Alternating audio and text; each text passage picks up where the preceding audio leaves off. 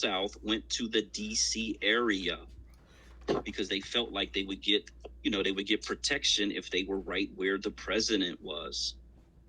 And so up until recently, we had this black majority, but because I think we're at 46%. I know we're under 50% at this point, and they keep bringing people in, Now, because black Americans are not the majority, they keep talking about the 51st state. They keep talking about they want to try to make it into a state. Give them 2 senators, give them, all of this state authority, essentially. But it's not for us, right? They want to do it because now the other people or the majority people there. I just, again, I was trying to follow what he was talking about. We can continue to be scattered across the country, integrated in white society, but we're not going to get any special privileges. We're not going to get any special protections from the government who's been oppressing us. I don't understand the connection between, yes, we may want that, but we're never going to get it from this government ever. It just doesn't matter. As long as white people are in control of this government, they're never going to give us any type of special protection anywhere. It may happen for some individuals. They got a special talent, whatever. They're wealthy, whatever. That's more like a class issue than anything. But it's not going to be a thing where 40 million black Americans are going to get treated like special class citizens. It's just never, ever, ever going to happen. I don't know why we buy into that. I don't know why we just I just don't understand it, man. Like, come on, people, let's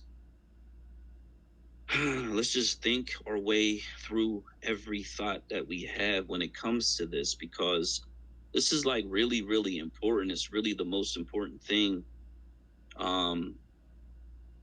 personally, that I will ever attempt to accomplish. And I'm losing patience for people that just want to lead us into darkness, man. And I hate using the term darkness at all, because I know how they've used that against our people.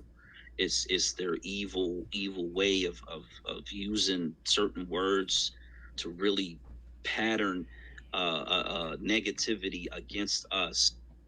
But it's just don't lead our people into negativity. Don't lead our people down dead end roads that just end in harm and hurt and pain. Like, we really want to uplift our people. That's the point. Uplifting our people is the point.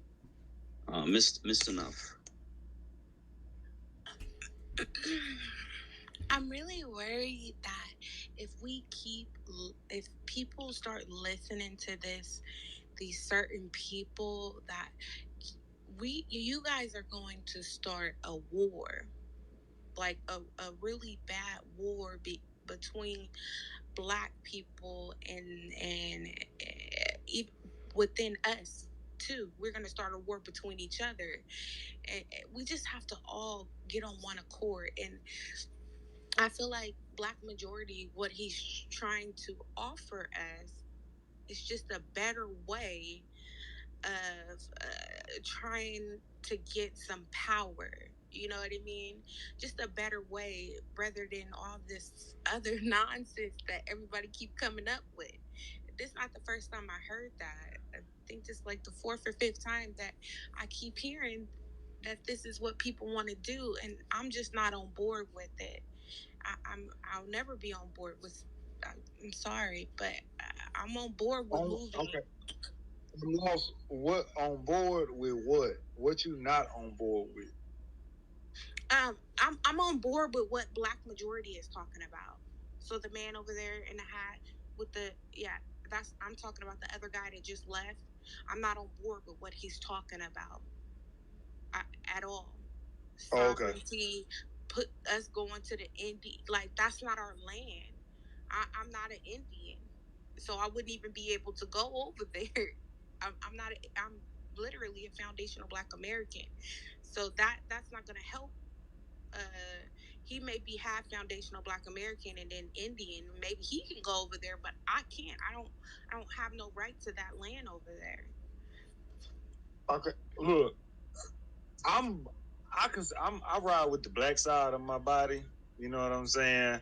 But I'm gonna go on ahead and call out my coon experience from back in the day.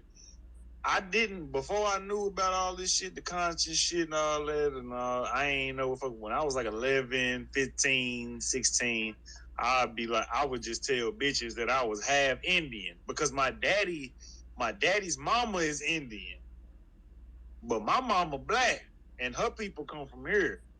And my daddy actually come from here too, but his mama is full blooded. I think his mama full blooded Indian.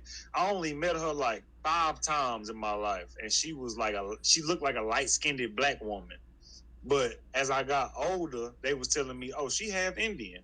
She half Indian." So I started embracing. I used to tell motherfuckers looking, I got a little Indian in me, nigga. You know what I'm saying? I was like that, but that was in them ages before I was conscious, before I knew what the fuck was going on. Then when I got older, I was like, oh, I damn near was one of them niggas that was like, I'm mixed or this, and that.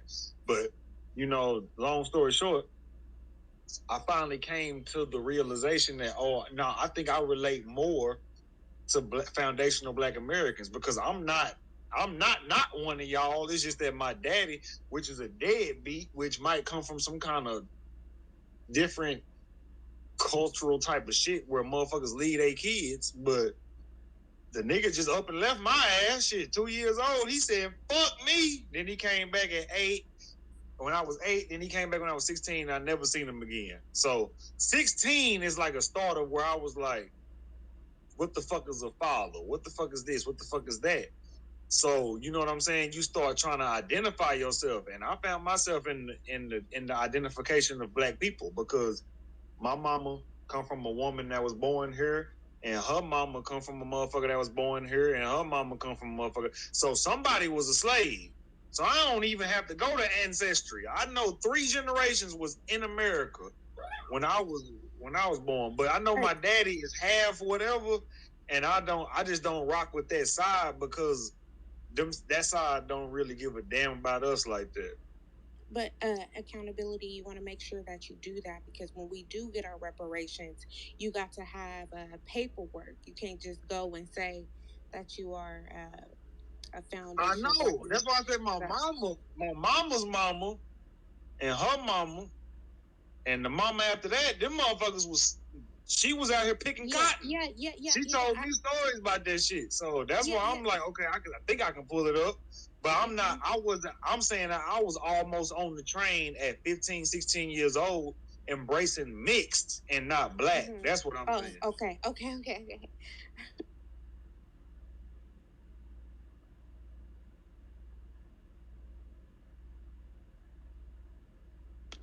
I brought up Lawrence. Okay, yep, you're up. You can speak. What's up, y'all? What's up, enough? Hey, baby. But yeah, man, shoot, I get it. I do think that a lot of these internet people, I guess you could call it, if they are allowed to spread a lot of I don't even want to call it rhetoric. It's worse than that, and people give them voices, it can stop, it can slow a movement. Everybody does not need a megaphone. That's just the damn truth. You know, I've been in spaces with people having serious conversations about reparations and police reform, and then somebody literally say, uh, "Yeah, but black people weren't damn slaves, and there was no Indian, no damn slave ships." Like in serious conversations with white people and stuff in the room, and it's like, oh my god, what the hell? And then you got these, there's a lot of this conspiracy stuff, this whole sovereign citizen stuff. No, you black, you get pulled over by the police for breaking the law, speeding past stop signs and shit, thinking that you are not a citizen. That's not real. And you got people believing these things because I saw somebody. Because a lot, I'm gonna be honest. Let me be 100. A lot of people, a lot of these black, and I hate to say this from what I see, because I don't see it as much as with the women as with the men. A lot of these men are followers. You know what I'm saying? Here's somebody on YouTube, I'm Brother Black. And because I'm Brother Black, I'm telling you that we fell from the sky and you ain't a citizen of the United States because you was born out of the dirt of a Moor. You know what I'm saying? So when the police pull you over, you say, I'm a sovereign citizen and they ain't gonna do nothing. And there's been people doing this and they all 100% get locked up if you break the law. That's just how the country works. We do live in a system, and we ain't the only people here. There are millions of people here of all racial backgrounds, you know, and the same system applies honestly to every damn body equally. And they all got their own flights and fights and different shit that they want. But for the things that we want, you know, I don't see them with the same ignorance that we have. I'm gonna be honest. That's probably what has slowed us down so much. You know what I'm saying? Giving the megaphones to too many of the wrong damn people. You know, you can't have serious conversations and forces, and I'm just be real. We get to the government and we seriously talking to these people about reparations, and there's people sitting there talking about they black Americans, but then they say something like, "Well, we're the original people here on this land." Then, oh, you weren't a slave? Then, well, I guess how we gonna divvy this up? Maybe y'all have it. It's you how that muddies the waters, and it all comes down to people following this damn internet stuff. And I can see how people who are intelligent, who's really about this work, are getting frustrated. You know, but in that frustration, you just got to remember those people don't need a megaphone. Period. It's like if you have how y'all got everybody got a black family, and then you got that one auntie or uncle that's really intelligent and speaks well, and then you got that auntie that she don't. I mean, no condescending, but she come from a different side of the tracks. She always cussing and smoking and whatever, and not to give her the mic. But that's how it is, and you got to really apply things like that, if we're to get if we're to get things done. I'm literally in another group with a whole bunch of men. There's a dude in there. I'll say his name. He calls himself, I think, Black something. He talks like a Disney pirate. I'm a black man, and y'all motherfuckers gonna be listen to me. Like this is literally people talking, and people in those groups listening to him. And I'm like, wait a minute. I had to literally get out of the room. I said, I'm surrounded by a bunch of damn idiots, you know? And then you go to some of these rooms where people are really about the work, running for office, doing stuff to the community for real. Like you could tell the difference who's just on here just running their damn mouth and who's about the business. But it's muddy because them mouth runners got a microphone. I'm about to land my plane real quick. You know, um, and brother, accountability. Yeah, I get you. I'm glad that you came into your awareness, because that's just a thing that a lot of black people had when it came down to self hate. We didn't want to be black, so we all got damn Indians in our family. We really do. You know what I'm saying? Some of them, more. I got aunties and stuff with high ass cheekbones and long ass Wimma top of hair and all that shit. But I ain't about to say I'm mixed. You know what I'm saying? Or anything like that. But you was 16, so you get a pass. But yeah, man. Anyway, I land my plane. I'm just listening to y'all talk, and I come in and out the conversation. Yeah, thank you for that. Let me just so in terms of the law, right?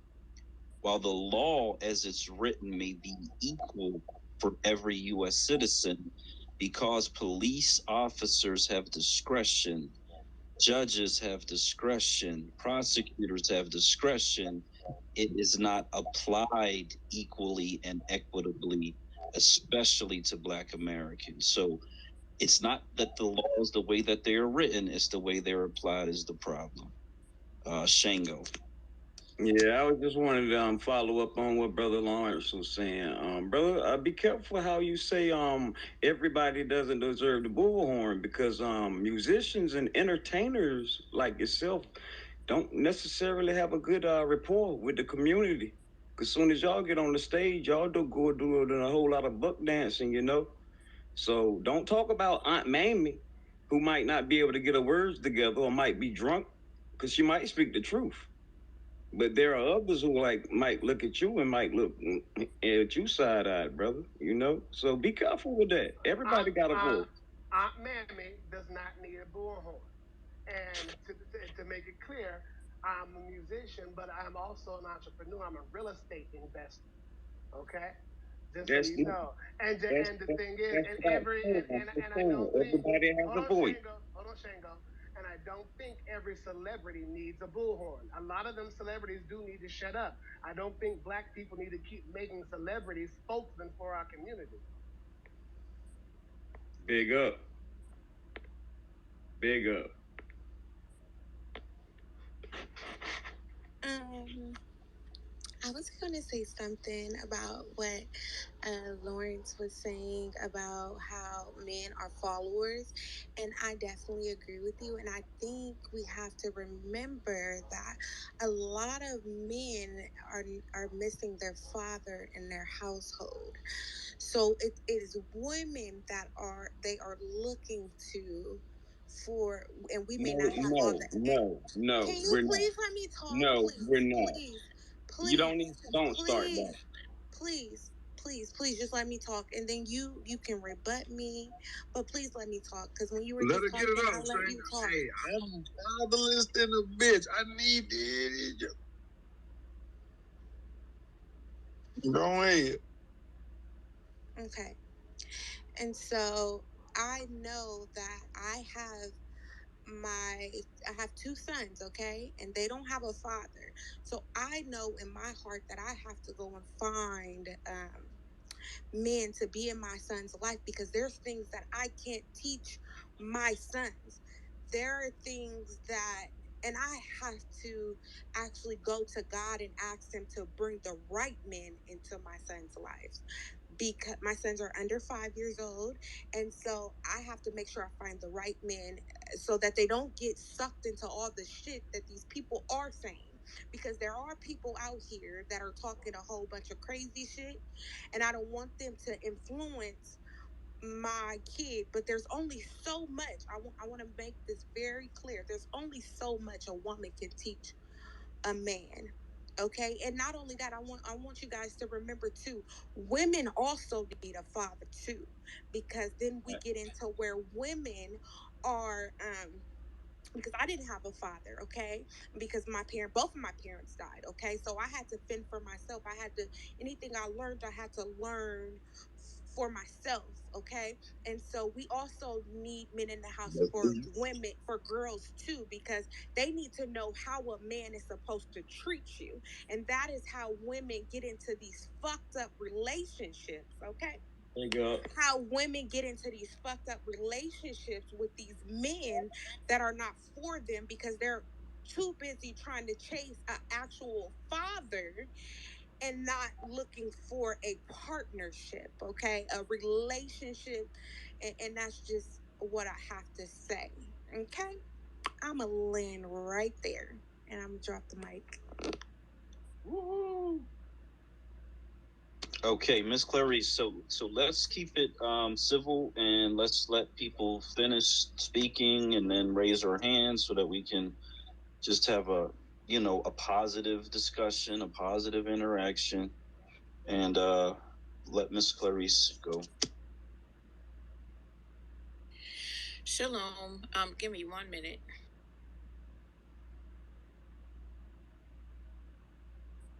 No problem. So in the jumbotron, this beautiful black woman, her name is Jada Johnson. She was trying to leave an abusive boyfriend. She was having a mental health crisis, and her grandparents called the police. And this is I'm going to shout out Miss Enough. She talked about peace officers. Is what this woman needed. She needed a peace officer to show up to bring peace to this situation. Unfortunately, the police showed up and they actually killed this woman. Um, and I know we've been talking about different people in the community across the country that have had this similar interaction with law enforcement, but this was a woman, a mother, a beautiful, beautiful, very young black woman that was murdered by the police. This happened in Fayetteville, and so I just want to send my condolences to Miss Jada Johnson. Her grandmother is distraught over the situation. The grandfather's distraught over this situation. So, everything that Miss Enough was saying about her own family and her children is something that I respect wholeheartedly, and I just wanted to, man, put that into the room so that we understand what we're up against when we're talking about remaining scattered across the country and whatever, all this pseudo psychopathic thought that people are spreading around here is very dangerous. And again, if as we build these majority black states, I personally, I'm going to feel really, really bad for those who choose to stay inside of these white states with these white police officers and these white judges and these white prosecutors. Um, because it's kind of like they're taking their lives into their own hands, but really they're giving over their lives to white society in a way that, in my opinion, is not beneficial. No matter how much more money you may make, um, to me, it's just not a beneficial situation. But I'll end with that and let Miss Clarice go if she's ready, and then Miss Enough. Yes, Shalom. Mm, um, are some of our men followers? I agree with that. I do. And I like when a Sister Enough was talking about how there are some women that didn't have fathers or any type of male example at all growing up. And I think sometimes our men forget that. I think that not that they forget that, I said it backwards, not that they forget that some of our women don't have it, but because because the society has done so much to us, they forget that there are some women that have grown up with the men in their families, whether it was just their father or whether it was extended family members that were men that were there for them. Maybe they lost their father. However, there's still men that have been there in their families to um, give them whatever they needed and be that example of how they should be treated and examples of men treating them well. Those that are fortunate to have that. And I think a lot of our men forget that, and it's understandable because again, this is the system creators, uh, the caucasoids. They did everything they could since the beginning to strip us away from each other. And I think that for those of us that are women that have those men in our families to that come from the positive experience of that, maybe you know maybe into having those men interact with our other men to help them, because I think in terms of being followers, I think those of us that come from with having men of our families, those men are not followers. as where today maybe that's what it is with just today's society of the men being more followers.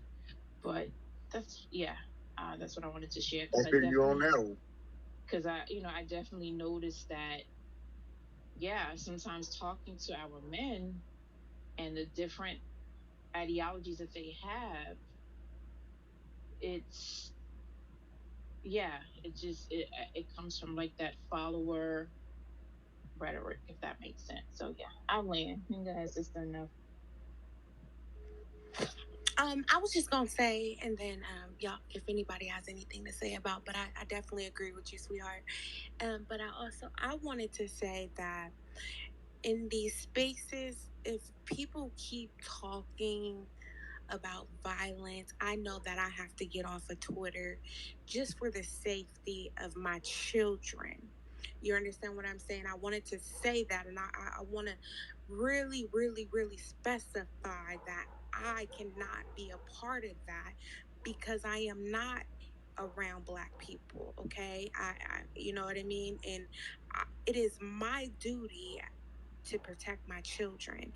And in too many spaces lately, they people are talking very violent and talking about doing stuff to other people, and I can't be a part of that. And I hope that we can get to a place that we understand that, and if that is going to be your topic, that you at least you explain that in the beginning so that people are not a part of that conversation, because you can get other people killed or in some stuff that they really necessarily don't need to be in. And remember, I ran into a lot of single mothers on here, that we have a little group, and they are also single mothers that are in these groups, and they can be targeted. We can be targeted, and we may necessarily not have men around. We could be driving one day and the police could pull us over. You don't know who is watching these spaces, who is sitting in here pretending to actually be a foundational black American and is not a foundational black American, and is taking my picture and screening it right now.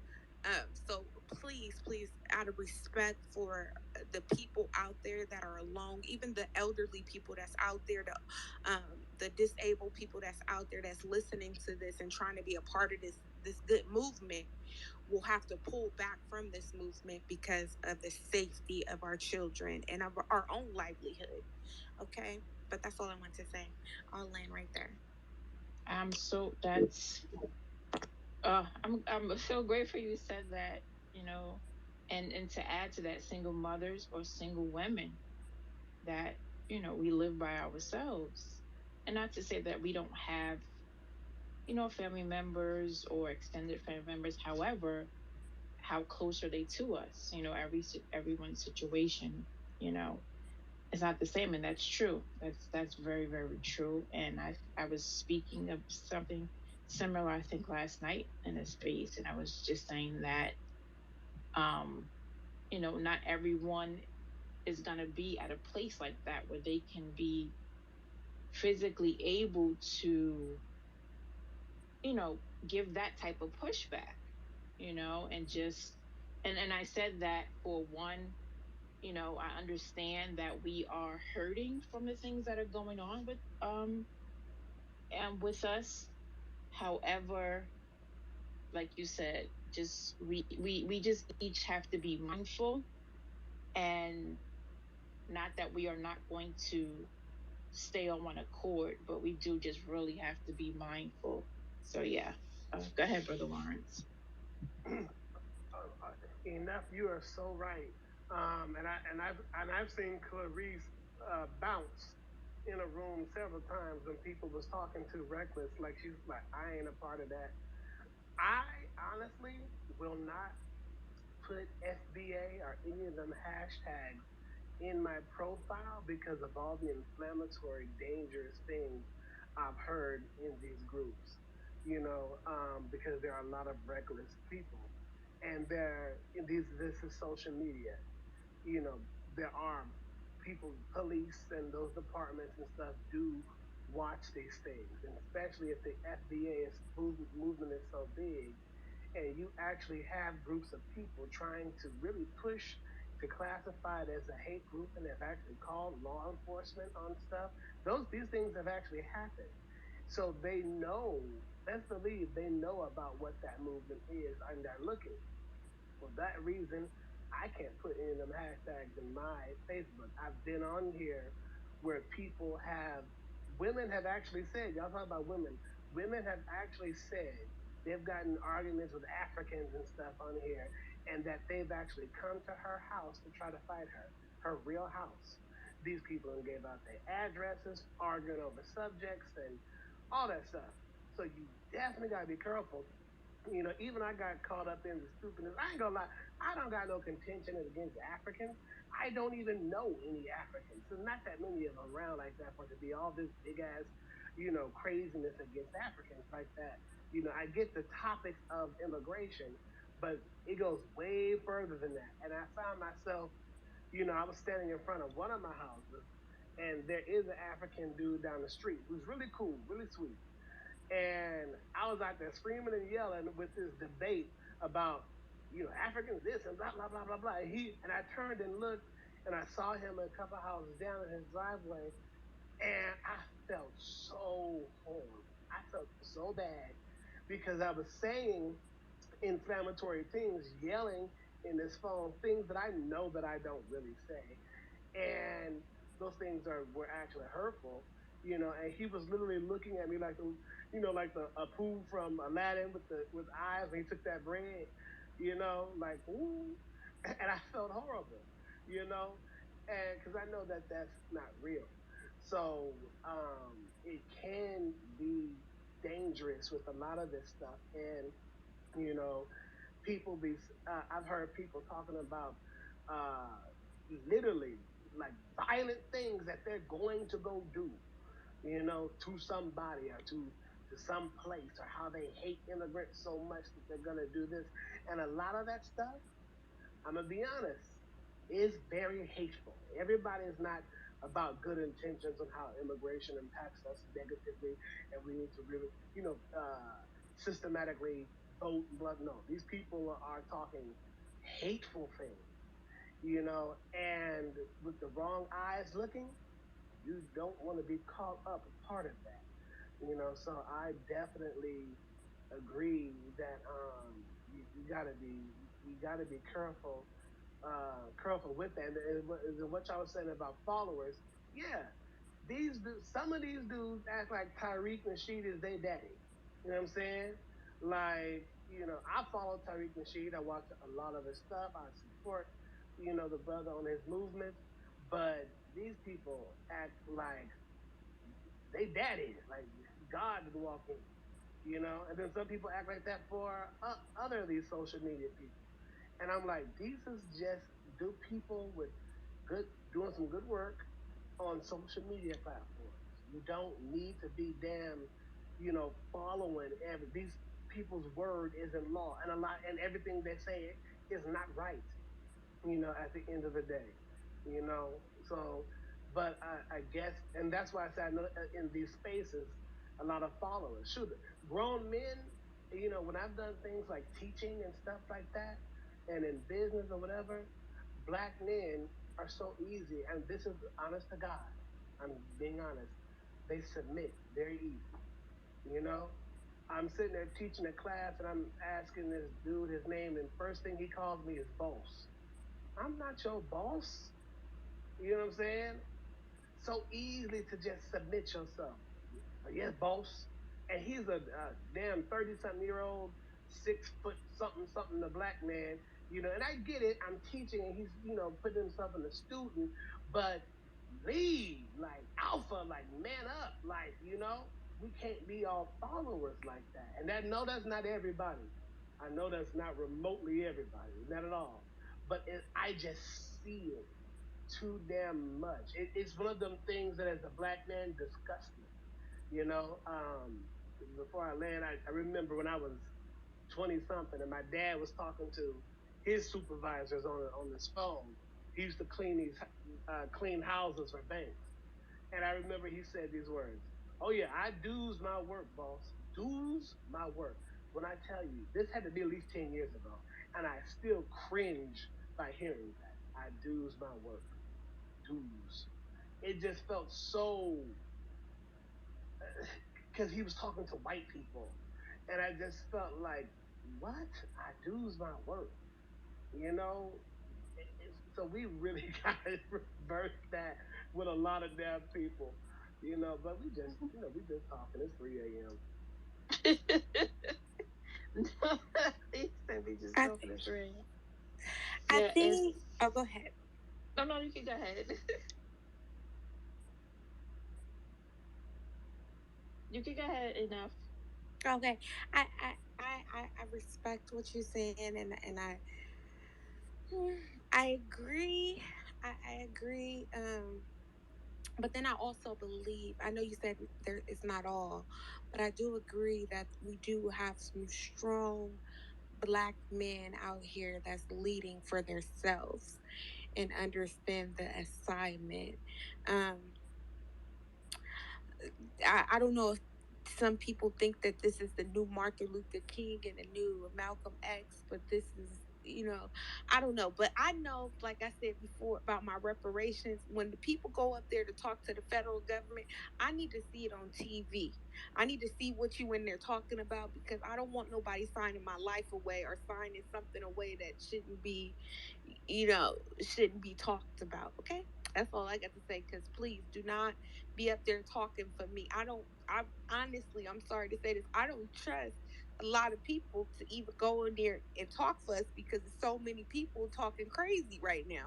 I don't know who I would trust it. I wouldn't trust nobody to go in there and talk for us right now because we're not on one accord. We're not moving like we supposed to. Half of us want to go to war. Half of us is just trying to, come to a common ground right now to where we can all move and get some type of policy going for ourselves to get some type of control in this goddamn United States. And everybody is just going, it's just too much. I need to see who talking about my reparations. So make sure we put that on the piece of paper that we can't just have anybody going in there and talk for us. That's real shit. And yeah, and yes, and with the people, um, with Brother Tariq and Professor Black and all of these brothers, they are they should be. We should, those people that are not should be. I mean, suggestion looking at them as an inspiration, a as a guide, and say, you know what? Okay, so this is how you do this. So let me learn from him. Let me learn from her, and keep moving forward with it. That's one thing. Um, and that's one of the things that Marcel always says. Look, I'm glad that I'm inspiring you. There needs to be 100 more. There needs to be more of people like me doing this, and that's what it's supposed to be. It's supposed to be okay. Marcel showed us how to cause the right kind of ruckus because he was in those people's faces, those politicians or whatever, and he didn't back down. And he was excellent when he came to them and he talked to them, and he did it right. So it's like, you know what? Okay, hmm, there could be one of us watching, brother or sister saying, you know what? Okay, I want to do that. I want to cause that kind of ruckus to these politicians, and I want to get in their faces. So let me learn from the Marcel. You know, let me learn from Tariq Nasheed. Let me learn from Professor Black Truth. Let me learn from whoever it is. And that's what it should be, not just following them because that's not what it's supposed to be. And we want to do better than Brother Martin Luther King and Brother um, Malcolm X. Yeah. However, we want to do better. So maybe there should be 100 Malcolm X's, 100 Martin Luther Kings, 100 Francis Cress Wilson, 100, you know, Muhammad Ali's, 100, um, Tupac Shakur's, like just fill in the blank where, you know what? Because all of these different people, they they took their talent that they innately had, and they stayed in their lane, and they did it well. That's why we are able to look at these people as examples, because it's like, okay, they started with themselves, and it's like, okay, I have a desire to do this, this, and this, and then they just started building. And it's for us to say, okay, um, is there something that any of these people are doing that I want to do, or do I create another lane that someone hasn't done yet, and get other, and then create, and then have 100 more people doing the same thing? And that's what it should be. And then we won't have some people that are followers. And I mean, and in terms of, you have to learn first, and say you have to follow before you can lead. Yes. And I'm not saying outside of that, but it's that relates to being a student, learning. And once you're a student, you've become a student, then it's like, okay, I'm a student, then a student becomes a teacher, in a sense like that. And that's good, because we're always learning, and iron sharpens iron, so we should be learning from each other on a consistent basis, not just following one person or two people. So yeah, I was something else I was gonna add, I forgot. um I forgot what else I was gonna say. Oh, the immigration. It can be like, where I live, there's a lot. There's a lot of immigration. Um, immigrants where I live. It's a lot, and sometimes the encounters are not good, and sometimes the encounters are good. And the encounters that are not good, they do have. I never knew why the encounters were not good, but I've started to learn why the encounters are not good, and some of them just think that they are above reproach. They think that they're above everything, which, now that I've learned that that's what they think, I'm like, yeah, that doesn't make sense, because blood runs through my veins just like it runs through yours. And if it wasn't for the blood of my ancestors, you wouldn't be here. So it's like, But anyway, um, so it can be, again, not to spew hate or anything, but I've had encounters. I've had an encounter where I saw whew, this person called 911 and doesn't know enough not to call 911 for such a situation. And I'm like, really? Because you want to try to do harm to me, but you don't even know enough not to call 911. You can't even speak that well when you're talking to the 911 operator. And I got upset, because there's somebody that could actually need that emergency of 911. And here this person can barely speak the language. It doesn't have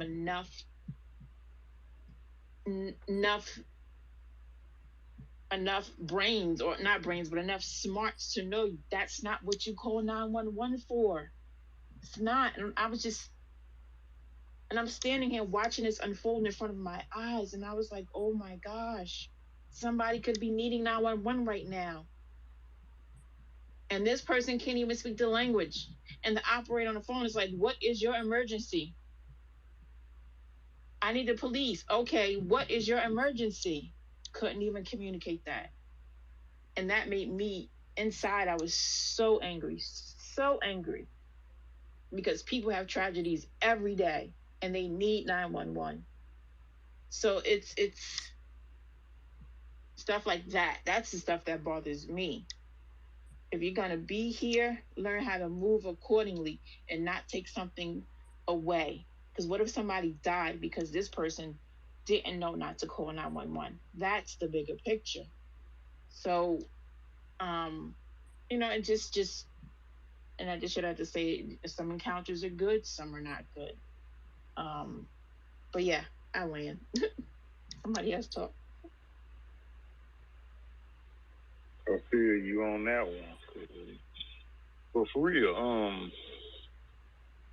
there's so many different outlooks on the black movement right now that you got to just ride with the tribe that vibes with you. All of us ain't gonna fuck with each other, and all of us ain't gonna understand each other. So just as like you was just describing the person not being able to articulate what was needed, that's the same shit we gonna go through with black people from different diasporas, different hoods, different gangs, different mindsets. It's all running into that misunderstanding. So I agree with what's her name? Clarice? Clarence? Clarice. Okay, I said it like Clarice. I Yes. agree with you on that part, on the fact that some motherfuckers just ain't gonna be heard.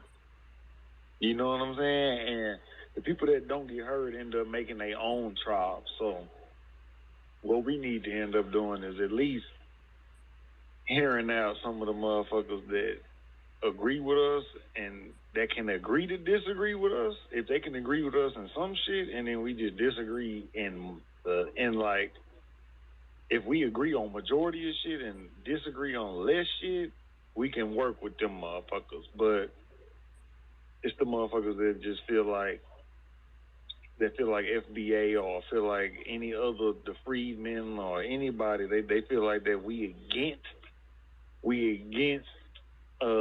certain groups. We only against white supremacy. So any motherfucker that come at us, you got to be backing up white supremacy. That's the only way we coming at y'all. Or not y'all, but it's the only way we coming at motherfuckers that ain't on code, is what I should say.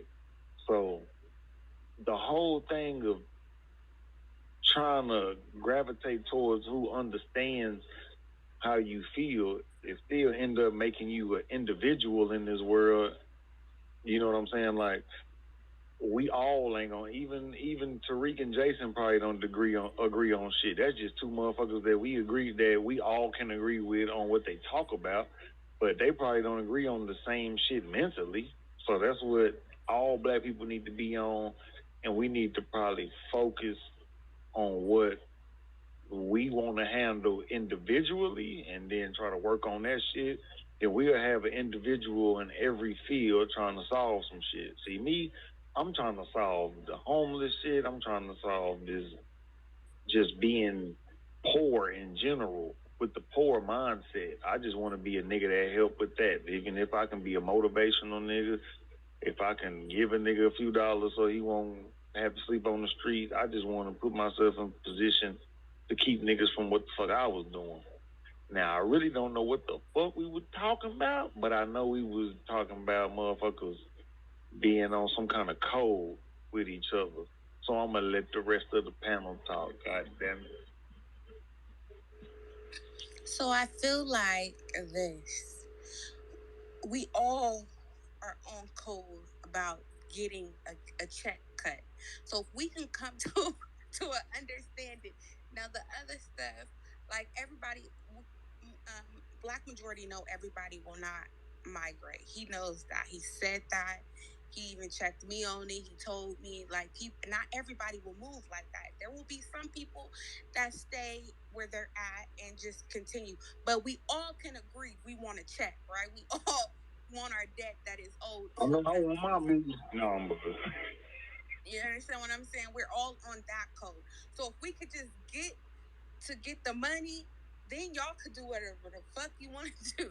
I don't care because I'm gonna move down there with black majority and them. I'm gonna be down there with them. So whatever y'all decide to do up here is y'all. You do what you do.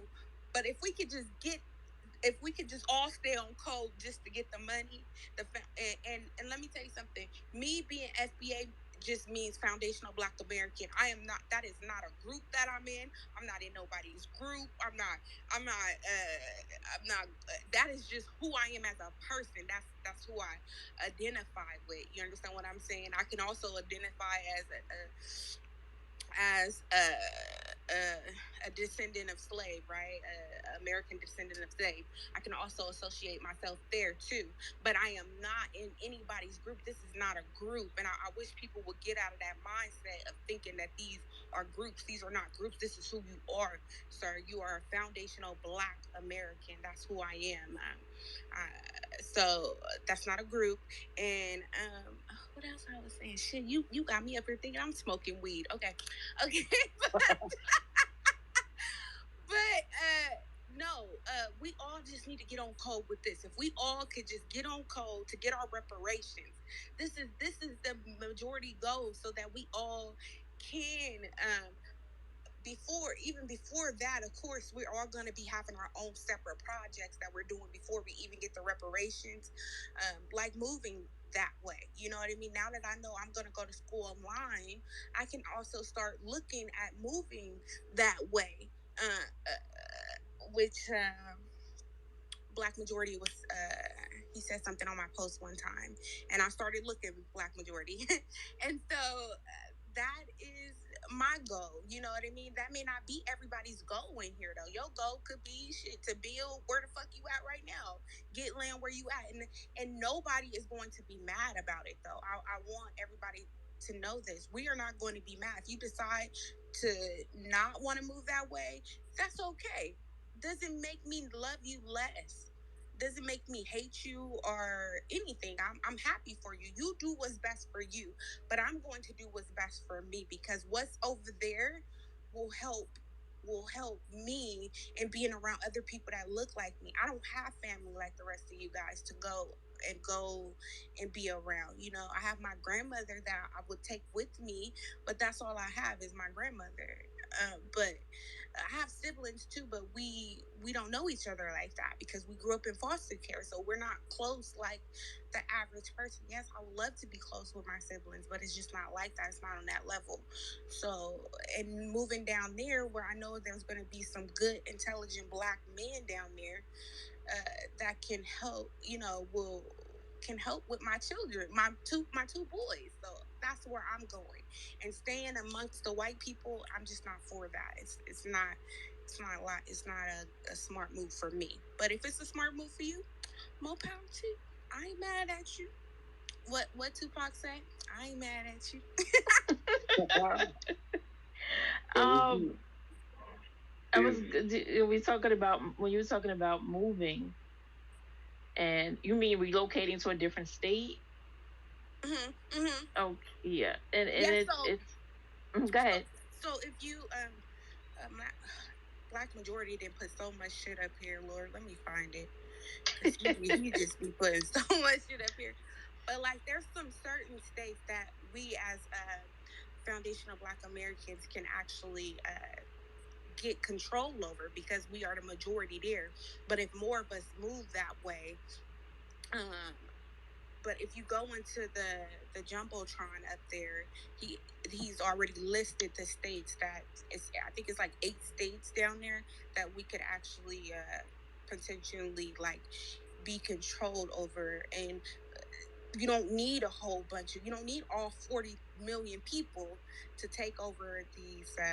Not really take over, just become the. How do you say Black Majority? Come Majority on, help me. controller. Yeah, The majority. majority Yeah, yeah, yeah, controller. yeah, yeah. Okay, Yes, yes, that was like yes, the yes. majority.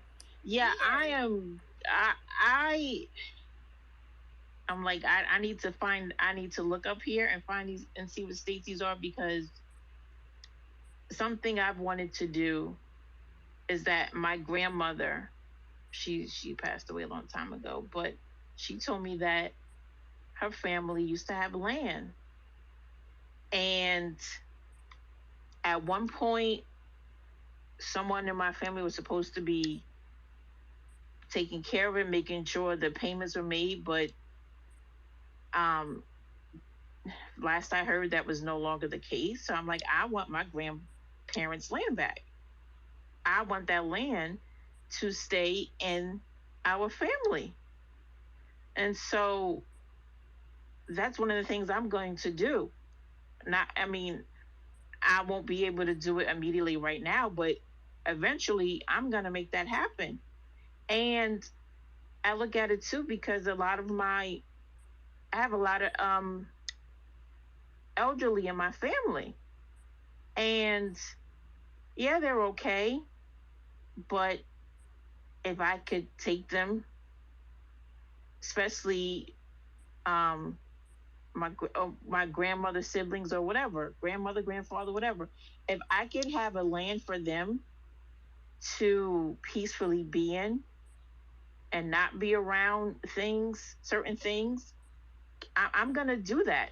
So yeah, yeah, because you know, I, I I have a family. I have two family members now that are um struggling with the places that they live, and it's just like I want better, just like they wanted better for me, and that they did everything that they could to make sure that I have better.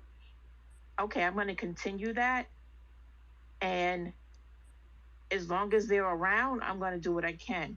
And if they're still around when I get to that point, oh yeah, I'm taking them with me. So that's I'm definitely on board for that. Definitely. Exactly. Alan. And I really think that you need to be in more spaces with black majority, and like, because what he talking about, I believe in my heart that it's the truth, you know what I mean, that we need to be together. I think it took for me to move. I mean, even though California is also very, very, very diverse, it's still, we are not the majority in California. We never have, you know, we're just not. But moving here taught me that, I guess, the ancestors and God was teaching me a lesson, like, oh, you want to go and move up there? Okay, I'm gonna show your ass something. So it just taught me a good lesson. It really did. Like, oh shit, like I'm around all these people. Like I gotta be on my best fucking behavior, because if I if I get out of line, you know what I mean. That's why I'm very cautious. Sometimes I be, if my kids cry or something, I'd be very worried, because you know how white people are, and you know what I mean. I'm just very, I'm always on guard here, and I don't feel like nobody should have to ever live like that. You know what I mean? Where I put extra locks on my doors because I'm just very worried. You know what I mean? Putting extra locks on my windows because I'm just very, very worried. You know what I mean? Not really. I take my kids to the park, but I'm like watching them like hawks, because I don't want nobody, like, and it's just weird. You know what I mean? I'm grateful to have a good backyard for my kids to play in, but it's just, yeah, I gotta get the fuck out of here before, I don't know, just everything that's going on right now is just really scary, to be away from people that look like you. Not saying everybody is on the same type of, I mean, because you could live around a lot of black people and they could not be for you either, but what he's talking about, it really sounds really, really good. And I wanted to tell you, accountability, my grandmother stays in Fort Worth, Texas. We're actually from, that is where we originally are from. Not me, but my, like, all of my ancestors. And then on my dad's side, they're from Pearl, Mississippi. So yeah, it's pretty cool. And she's there right now. She's staying in a nursing home there. But yeah, that's where she is. What part of California do you live in? I don't live in, oh, honey. I'm from California. I don't Oh, live I there. thought I you was moved. living in. No, I'm from California, but I live in Oregon, honey. I live in Eugene, Oregon. It is one of the whitest places you could ever imagine. You got to Oh. remember, back in the day, they didn't allow black people here. So there is not, there, I mean, in Portland, Oregon, there is black people there, okay? But here there is no black people because we wasn't allowed to buy land here. I think until 2002, because they had a law on the books that said black people couldn't buy land, you couldn't build anything here, and so black people don't have anything here at all, like anything. They did have slaves here. Not my ancestors wasn't here, but they did have slaves here. They did buy slaves and had slaves, and this is White Neck City. Like if you ever been somewhere with a whole bunch of white people, I'm talking about this place, Oregon would really, I think it would weird out a lot of black people, like to do some crazy stuff because I mean this is I feel like I don't know if you ever seen that movie. What is that movie called? Where that black boy to went with his white girlfriend to that one town, and it was all white people there, and they was cutting on the. Yeah, you know what I'm talking about. Oh, Get Out. Get out. Yeah, I Yeah, saw that movie. I saw that. This is how I'm living, honey. Oh Besides my besides the gosh. crazy, besides they ain't doing no shit like that. Well, I don't know if they is shit, but this is how I feel living here. Like, get the fuck out. You better get out. You better get out now. Like type shit. Like it's real. It's real. It's scary. Like I didn't have some shit happen here, and I'd be like, damn, like this how y'all moving, and like I'd be very worried about like how I move here because of I don't know who watching my house or who watching me, seeing me with 3 kids and just this single woman, and I'm not a big woman, I'm small, so yeah. Oh, and then you said you weren't able to buy land until 2002. Woo. Yes, yeah. You know So there what? is The no. ancestors are with you. You are, wow, wow. You know what? I don't. I'm gonna say the ancestors are with you, and the fact that we can now buy land there, they can't do nothing because they gonna all get blamed for that. Especially if it's like you the only one or two people that's black there, and then you come up missing. Oh, that's gonna make front page news. So that's why I'm like, you Yeah, know but what? who would know? Who would know? Oh, they I would. mean, They would. you. Who would know though? Like But nobody they would would really. know. They would. Nobody would know. Who would know? If somebody was to come to my home right now and y'all didn't see me on Twitter no more, you would. Nobody. I don't think nobody would blink an eye. You know what I mean? They wouldn't really. Yeah, I'm But just what being about serious. like? What about people you know in different states, like your kids, your kids' father or their family, or like somebody My. So I don't know if you knows was you. in here. I don't know if you was here earlier. Mm-mm. And so I grew up in foster care. Both of my parents died. Me and my siblings were separated in foster care. So I don't talk to them. I think I hit them up one. We talked like maybe a couple of times on Facebook, but we never really talked over the phone. So that's one. I have my grandmother and I do talk to her. Um, but she's in a nursing home. So, and she is really old. My grandma's almost 90 years old. So she's not, you know what I mean? She's not all the way there anymore. You know what I mean? And so, and my children's father, they're dead. He's dead. He's dead. He's dead. And he What didn't about know his his he family? didn't know he didn't know his parents. And we when we were about to start looking for them, because he was in foster care his whole life. He was actually adopted out as a baby. Okay. And so he was awarded estate the whole time he has ever been alive. You know what I mean? So it's literally I want to specify this. This is why I was so adamant about the way everybody talk in these groups and how I might have to pull myself away from in these spaces because of some of the violence that they be talking about in some of these spaces. You know what I mean? It could put me because if I go missing, nobody's gonna know. You know what I mean? Like I'm one of those. One in the, probably a thousand or one in a million that really just don't have anybody. You understand what I'm saying? So if I go missing, it is what it is.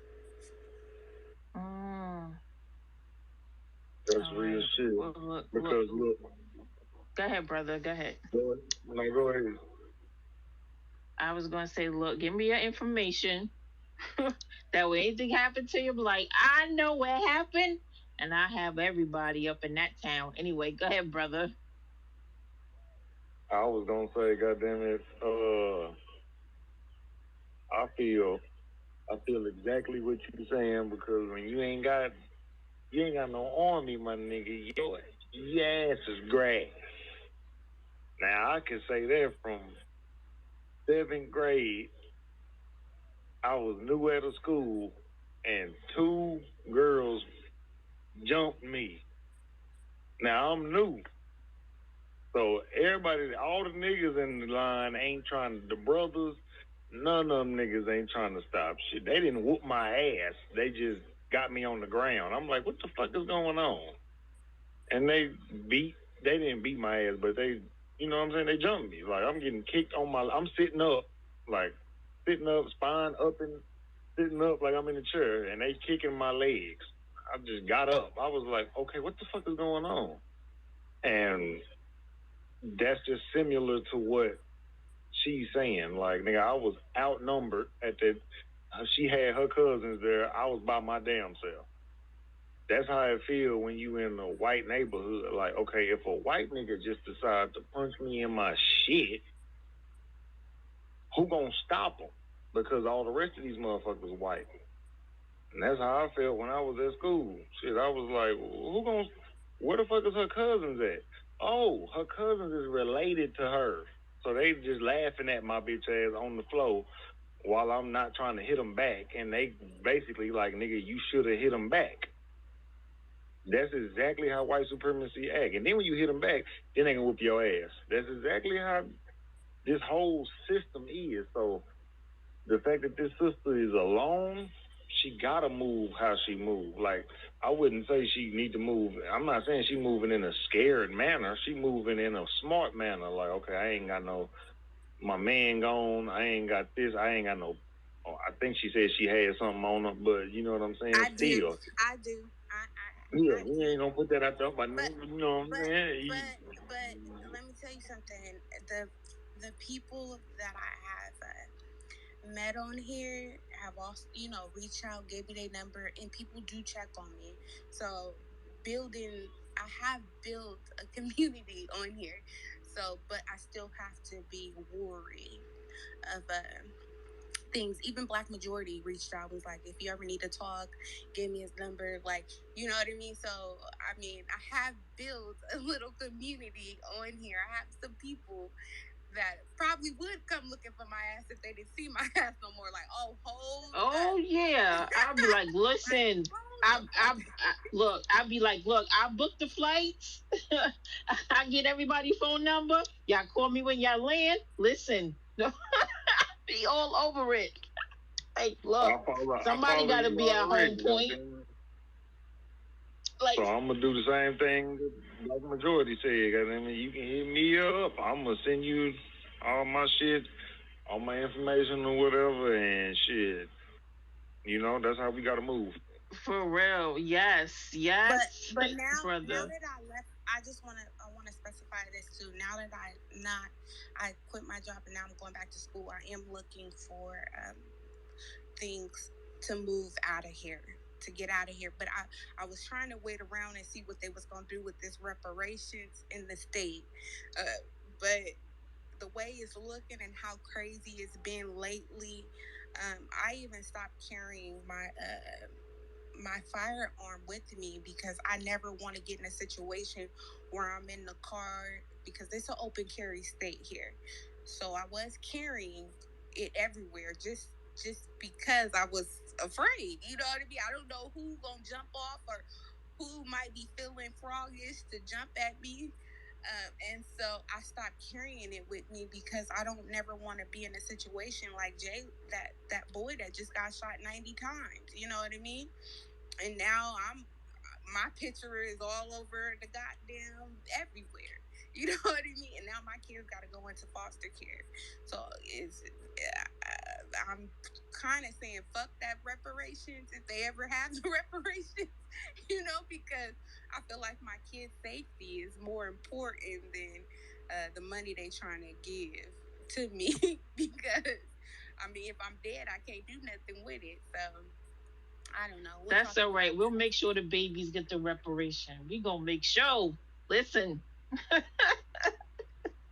you got five. You have like 5,000 people say, they get that reparations. They gonna listen to us. Shoot. No, for real, we gonna make sure something happens. Goddamn it! But yeah, that you gotta goddamn do what's best for you, and shit. That's the only thing I can tell you. And I am, brother. I am. I am. I am. Or I think I am. I think I made it this far. Um, and I'm gonna tell you, sometimes I feel like there's ain't something around me protecting me every day. You know what I mean? So hopefully they continue to protect me in every way. You said what? I believe in the ancestors. Yeah. So I don't know, you guys, but oh, I was gonna ask you guys a question. What do you think about Martin? You remember the last speech that Martin Luther King, his last speech, and how he was saying that we needed to go, that we were going to Washington to get our reparations. He wasn't talking about violence. He was saying that's what we were going to Washington to ask for. Do you think that it's time for us to? I mean, every other group, they go down there and they protest, and even the goddamn immigrants go down there and demand shit. And it's been a long time since we actually. I mean, we doing it in our separate communities. Well, not me. Shit, I'm not getting out because I'm the only one here. But um, we, everybody is doing it in their hometowns right now. Protesting for their reparations or doing some type of something in their communities to try to. But do you think it's time to go to Washington and actually demand, like, all of us, not just a couple of us, not just 1,000, but like that biggest protest that he had when he went there? I just want to get you guys' point of view on that. Yes. Oh, this is. Did she say? Okay, it was a sister. She was talking about doing that. Um, and I don't know how, but I remember us talking about, um, oh, what's the brother's name? Oh my gosh. Why am I drawing a blank? What's the man? The man, Million Man March. Uh, what is his name? Yeah. Thank you. I'm tired. I can't remember his name. I'm like, what is the man's name? Anyway, Brother Farrakhan. So because he organized the whole Million Man March thing, so the idea is to get people that work with him to do that, so we could have that same type of organization and get it done. So yes.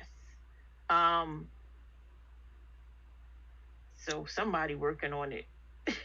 That's what I know. And I think did Brother Tariq mention it also too? I don't know, but I think the He mentioned yeah, it today. the He gear. mentioned it today, didn't he? Didn't he have a whole room about it today? Oh, I wasn't in his room today. Yeah, I It think was he did. another day. I think it was I was in a space. Um, but I don't remember what day it was. But I don't know if it was there or either on YouTube. But so he mentioned it, and then the sister was saying that um that's something that somebody's working on. I don't know even if she said who, but I know she said the idea is to definitely to talk to Brother Farrakhan because he did the Million Man March, and I was like, oh my gosh, yes. I said for something like that, I said I would definitely be talking to someone who's done something like that before, so it can go that well. Because that's his, he created that, and that's like the best person, or not, maybe not him, but the people that on his team to be connected with. And I want to say that it's supposed to be 2024 is maybe the projected year, because something like that takes time. Um, like whoever's in touch with Brother Farrakhan's team, how long did they take, what it takes to plan something like that. So, but yeah, But yeah, I want to know, would everybody in this room go? Would you I would actually? definitely go. I I would. would, But I would be there. how about What? you, Black Majority? Would you go? Yeah, the Million Man March, they have a Twitter account, and whenever you tweet out that particular event, usually they will respond under your posts. I know Farrakhan gets a lot of credit for being the leader of it, but there were organizations that actually were planning it, and then they came to him as sort of the linchpin to really get it to a national level. What I've always posted about it was, if the Million Man March, which happened in 1995, if those black men and their families stayed in that area, whether it was Maryland or Delaware, and or DC for that matter, um, this far beyond that point in time, we would control at least two states. So I'm all for it. I would encourage it. I certainly would make the trip if it does happen. But um, yeah, at the end of the day, the for me, it's about sustainability. So anything that we do on a level such as that, we have to sustain it. If you're doing it for reparations, it means you're going to have to stay there until you get what you came for. It can't be a weekend event, a 1 month event. I mean, it may be something that takes a few years of people occupying that city to get what they came for. So that would be my only encouragement for anyone who wants to put that together, to understand that it's just not, it can't be a short-term thing. And I would say, I was too. Um, we we to do those things, do that, but on a smaller scale. Where we go to our local town halls, or our um what's or the governor of the state, or the mayor of the town we live in, like that, to start doing it on that type of scale. Because depending on where you live at, the town you live in, or where you're from, or different things like that, that you have easier access to that, where you can um, get a few people together, start small, go there, go to the state capital, and do that one day, and have anywhere from 100 to 300 people, and just to bring awareness to the things that we want. So, because, we've been signing the petition for the hate crime bill, and we've been signing the petition to stop HR 40. So, and that's great, but it's like, okay, well, until that happens, or until this march on a smaller scale, okay, so let me see if I can get 100 people, or whatever, anybody, somebody, just to go and stand outside, or just say, hey, we want you to be aware of this. Um, and so stuff like that. So But yeah. don't you think they already aware of what we want? They know. I think they know What we want reparations. You know, no, Yes. Well, no, I'm not discrediting what you're saying. I think we should do hmm that hmm respectfully. I wholeheartedly believe that. I damn sure not going in this white ass town because I'll be one person by No, don't myself. do that. No, I you will have a don't. target on You my don't. back You don't do tomorrow. that. Okay, You okay, could go maybe to but the next place next door to you, the next city over, and then find some people there. And I probably would go to Portland because that's the majority of where the black people are. I wouldn't do it in my yeah, town at all right. on no level. Okay, but they know we want reparations because they wouldn't, like, for instance, I don't know if you looked in the jumbotron, they already have something that they have already written up for reparations here in Oregon. Okay, and Oh, it's okay. for a lifetime payment. So it's for the remainder of my life that I would get this reparations. Okay, but Okay. I also want people to understand, you want a state reparations, but you also want a federal reparations. You know what I mean? Right. We don't just want the money from our states. We are owed two reparations check. That's how I feel. I don't know how black Oh, majority I feels. thought it all. You know what? I thought Mm-mm. it all came from federal. I didn't even know No, the no. state have. So you have a state. I feel like, from what I heard, and black majority, you can tell me if I'm wrong, or anybody else in the room can tell me if Yeah. I'm wrong. But from what I was told, your state, because you have something going on with your state for reparations, and then you have something going on with the actual federal government, because these are two different organizations. Am I right? Are two different governments? Okay, but I also feel like Mm. maybe I shouldn't get reparations in Oregon, and maybe we should take it back to wherever your family came from. So, like, say I'm from Texas and Mississippi, they should be paying reparations to the people that they enslaved, right? And then Oregon should pay reparations to the people that they enslaved, and then California should pay reparations. But we ain't gonna get into all of that because Mm. that'll be a whole big thing. Like right now, in Chicago, I don't know what part of Chicago. Don't quote me, but they have a reparations that they're doing, but their reparations is $25,000 only to buy a house. Okay, but let me tell you something. My grandma's 90 years old. Okay, just think about this. So my grandma 90 years old. Why the hell would she want to get herself into debt to buy a house that she may not be able to afford? And $25,000 is not a lot of money to buy a house and actually get it paid off, especially in a city like that, in Chicago. Just think about it. So I they are trying to block that, and these people always said this, and I said this in news toter's room about that. I said these people, the church, because that is the people that I guess is actually divvying out the money for the houses. These people, they get the church to get involved, and I feel like our churches have been bought out by the government. They've been bought out by the government, and they are basically getting us to do things that are not right. They have always did that, just like they've always had us going towards everybody just vote Democrat. Don't give a fuck about policies. It could be something that's gonna hurt you.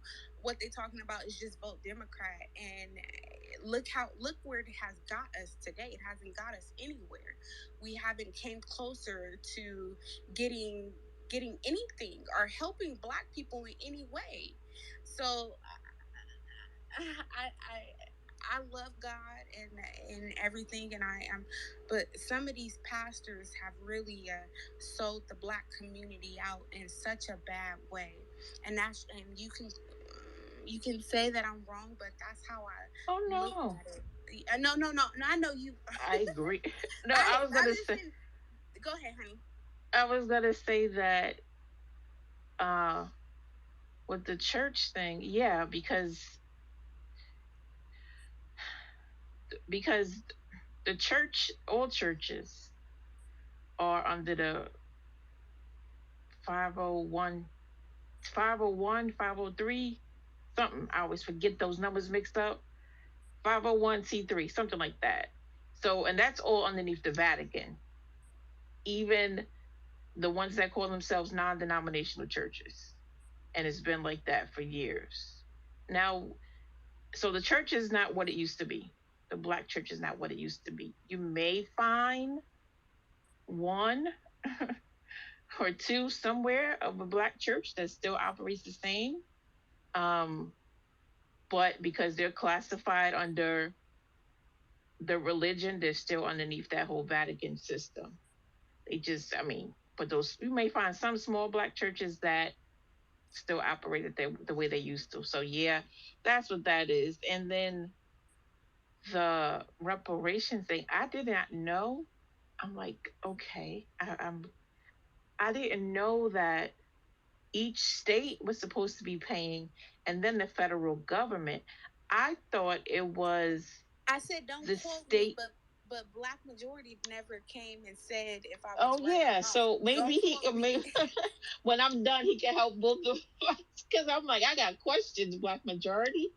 So like so I'm so yeah, I'm like, so is it the state supposed to pay in the federal government, or is it the state has to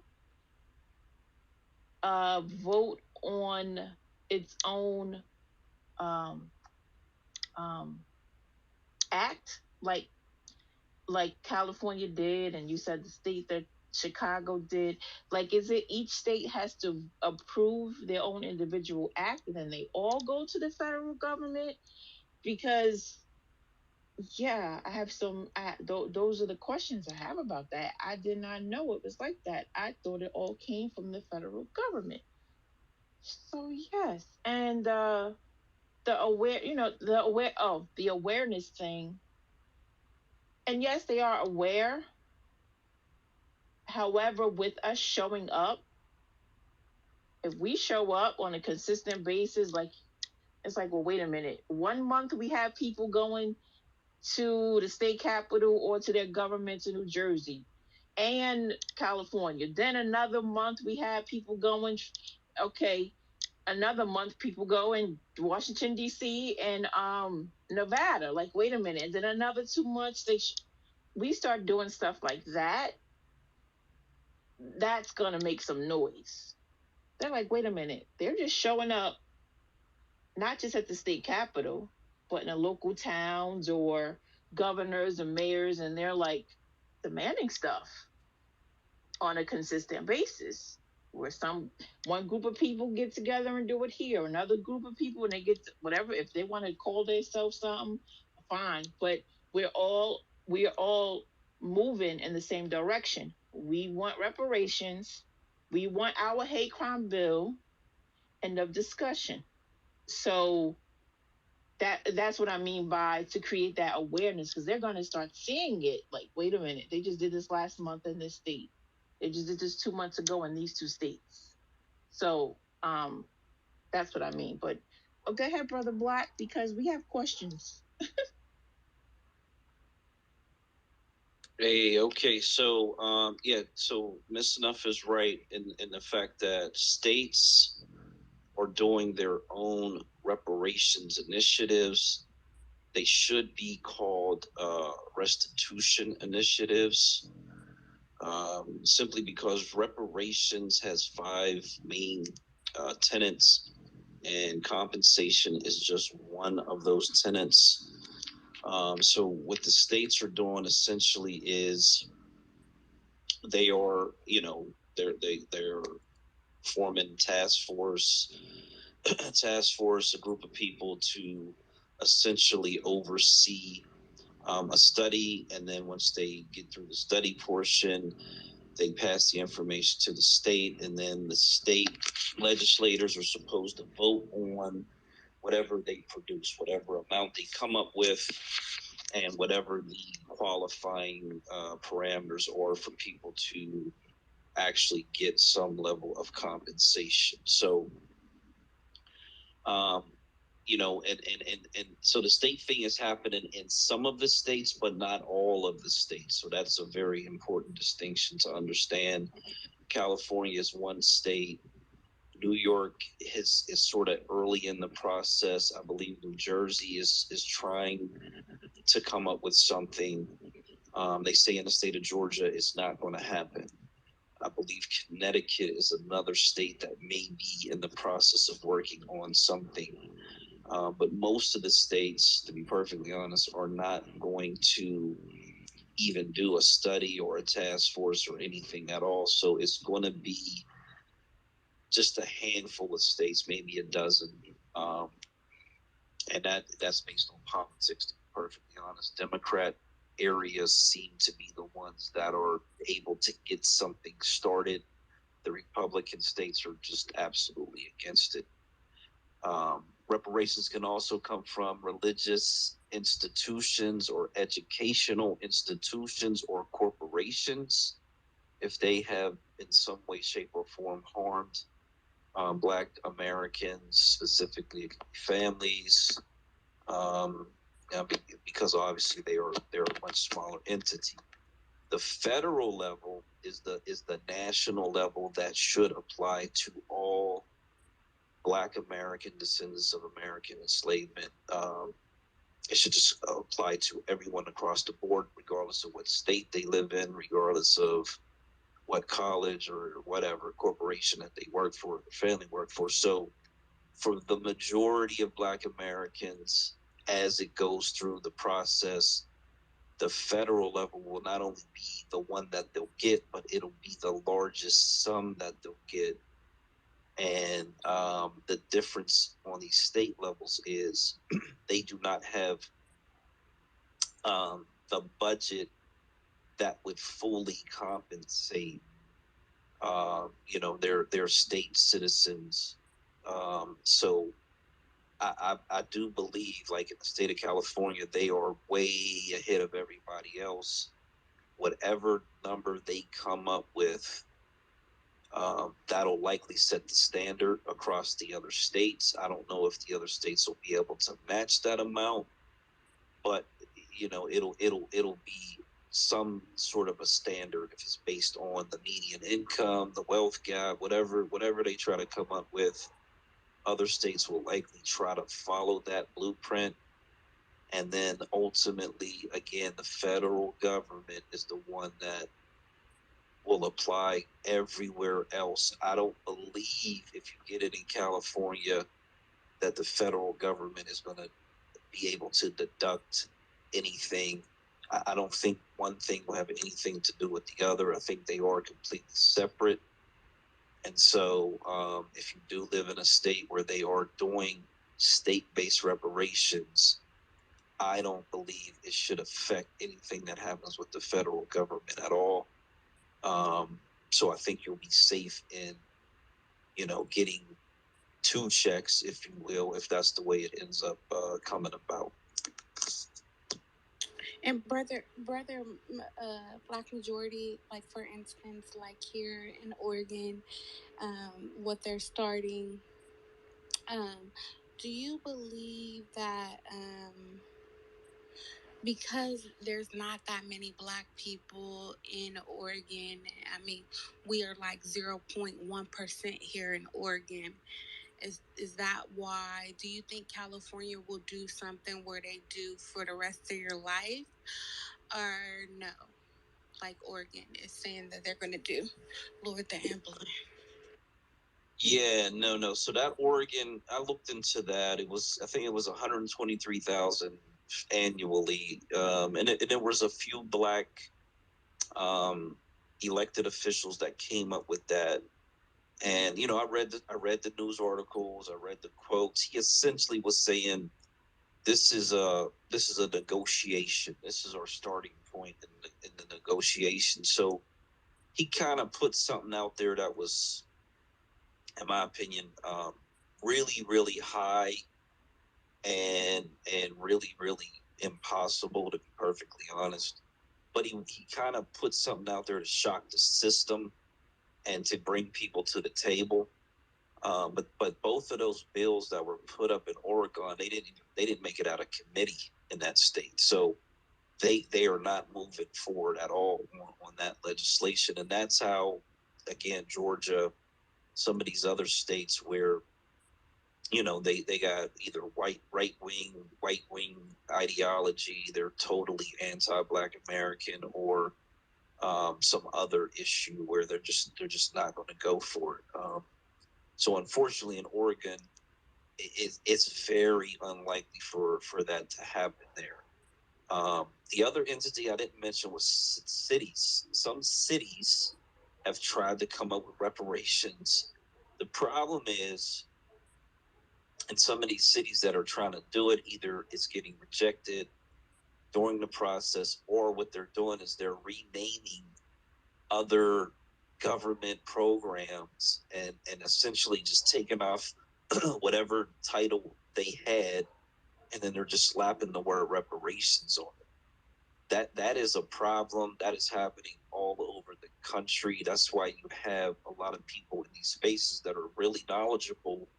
They're calling it out. There's a couple of groups that seem to be behind these really fake reparations programs, and then they're also the same groups that are trying to put reparations out there for every black person, regardless of where it came from.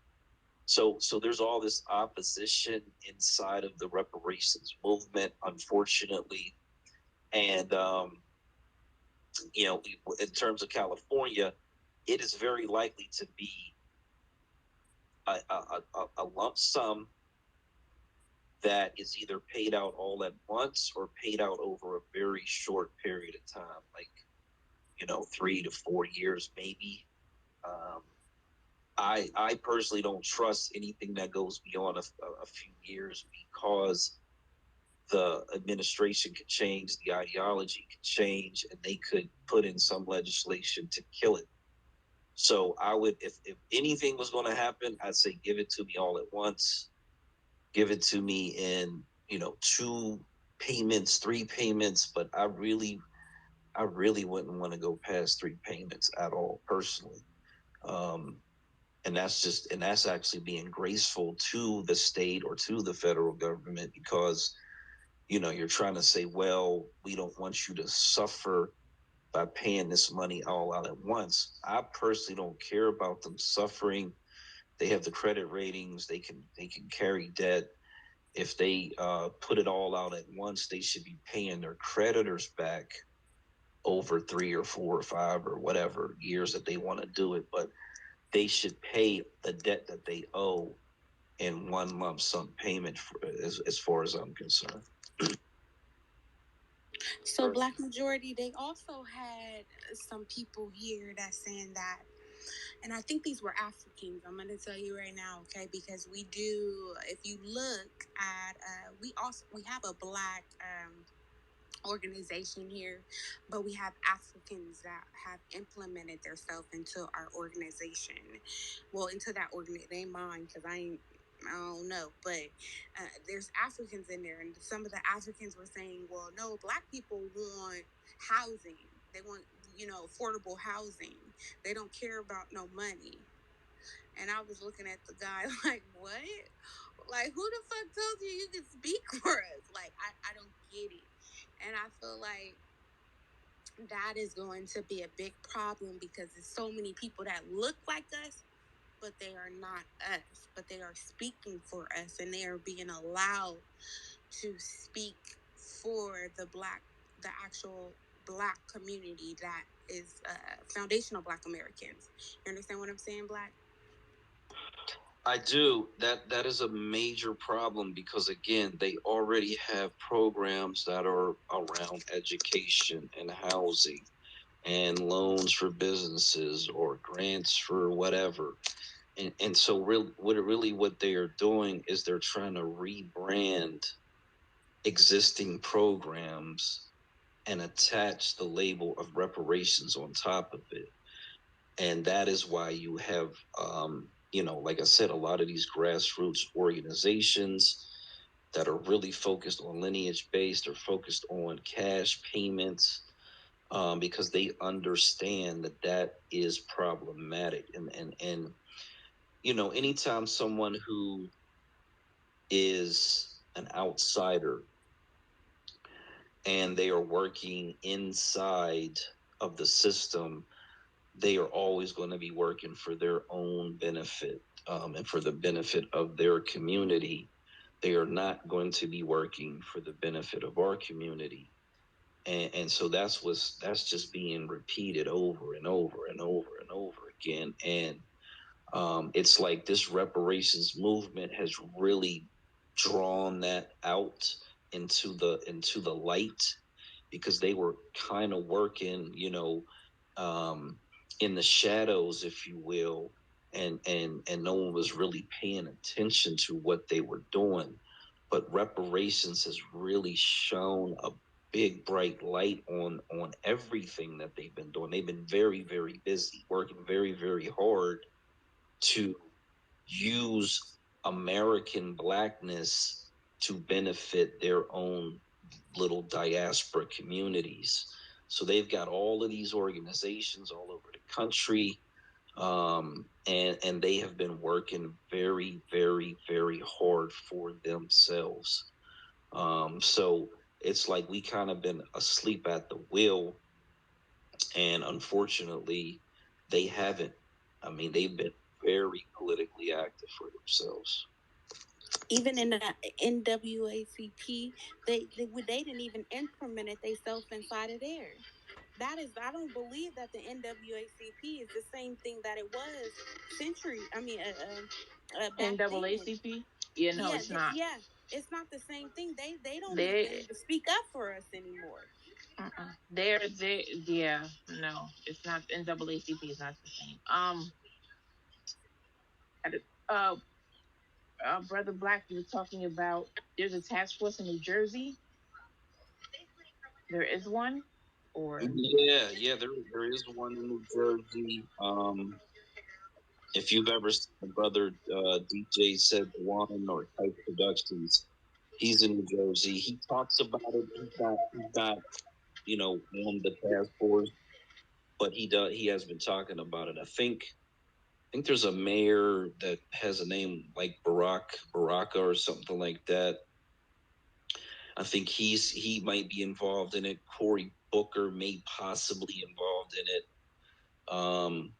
But I think this Baraka guy is sort of central in it. If you do a search for New Jersey reparations, some information will pop up.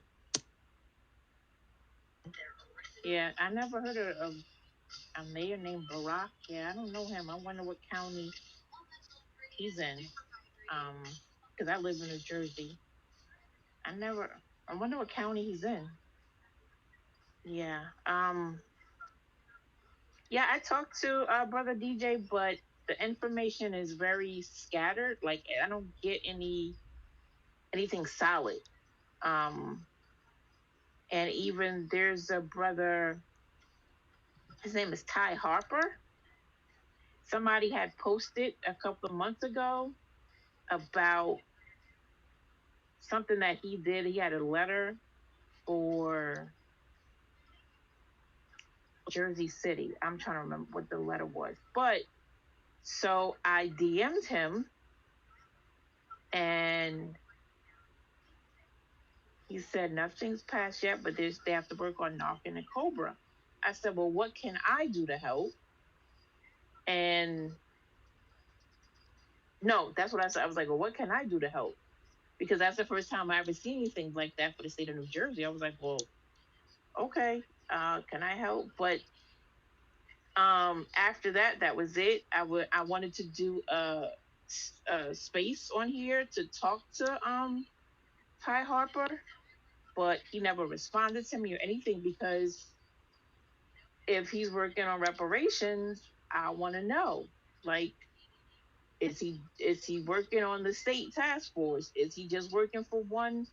If he is he just working for Jersey City? Is he connected to other people? But he never responded to me to do the space because there's another brother on Twitter. He lives in New Jersey. His name is Chef C. He lives in New Jersey, and I had talked to him. I said, would you be interested in doing this space with me if I can get this brother on here to talk to us and other people about reparations? He's like, yeah. But the brother Ty Harper never responded because we wanted to know what's going on in the state. So then I found DJ, but I mean, I wasn't a group that he had, but it was just, it's very scattered. It doesn't seem to be organized or anything like that. So, but I'll definitely do the Google search and maybe I'll be able to get somebody's information to talk to them because I'm not getting anything. Um, I'm not getting any answers, any results, or anything. So, yeah, I'll do the Google search. Yeah, so let me see, how can I word this? I need to word this in the right manner. So I'm gonna put up here, this is from Rutgers, and this is about the reparations. This will be in the jumbotron, the last post all the way to the left. So there's some information there. It looks like they let me see if I can pull it up real fast. It looks like they have the bill, a link to the bill for the task force. And I believe I read a news article that said that task force did pass. I think with the brother Ty Harper, and I really can't speak for him necessarily, but I think he's involved in trying to get the bill rewritten because it's not lineage based. Because, and that's something that DJ talks about a lot. It talks about all these other groups, people of color, Latinos, whatever. I haven't had a chance to actually read it, but I believe it's in that link. So that is much like the California bill, I think originally, and it had to be, the wording had to be updated to make it very lineage specific. And then they went through all these hearings and or board meetings, and they finally, had a vote that passed for lineage based reparations. So I think the same process is going. Matter of fact, I know the same process went on in New York. There's a brother Divine from Brooklyn who seems to be the main spokesperson on Twitter who's involved in that. And so what you have is there are people who are in these groups, and they either want to control the information and keep it in house, is the best way to describe it, and that's them being strategic, for their own purposes, and that's to protect everything that they're involved in. You know what I'm saying? So, I understand it and I get it for what they're doing. Ultimately, it's public information once it goes through whatever process it goes through. But I think a lot of groups specifically try to keep information close to the vest, and so that may be why you're kind of running into not resistance so much, but like, you're running situations where, people are not necessarily available. I would DM, that person and maybe a few others once you go through the bill and you see, if you could see who actually is involved in it. I just know that the politicians in New Jersey don't seem to be trustworthy. They seem to be trying to give it away to everybody. And so that is the problem. And that's where the grassroots are trying to come in to try to correct the information, correct the bill, get it on the right path, get rid of all the people of color language, and, make it really, really specific to the black population that's there. This Kober Yeah, that. person. Oh, yeah, and I get that. However, at the same time, they could be cutting off someone that would be an asset because there are people that have done things on the local level that have made a big impact in their town and their state. in their town or in their city, and they've done things to make a big impact. So they would be beneficial to getting reparations. So I get that. However, it's like take the time to see who can help. And yeah, New Jersey politicians, of course, they're gonna try to make it for everyone because in New Jersey there is a huge, huge Latin immigrant population. Huge. There's one county where most of the county is nothing but them. So yes, I can. Of course, they want to give it to everybody because they just want to continue to eat off our plate. So yeah, but again, just not you don't know who's in touch with who may know someone who like it's just because ultimately you wanted to get to the governor of the state and then the congressperson for the state. So, but yeah, I'll definitely look at the bill and definitely get in touch with some people. Definitely. So, go ahead, sister. What I would say, yeah, let me just get this in. What I would say is what I've seen online, and I've seen it in real time, is someone will say like you. Black, your phone, Black. Oh, I thought it was just me. Thank you. Okay, let me. How about now? A little better. A little better. Okay, so I've seen in real time on Twitter in these spaces, as a matter of fact, and within the past 6 months, where someone such as yourself, they live in a state, there's a reparations thing going on.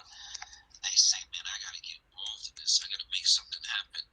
And so they start doing, a bunch of research. They start calling people, showing up at any type of hearing, anything that's open to the public. They make their voice known. And then I've seen these same people be the people who are going in and getting these reparations bills rewritten.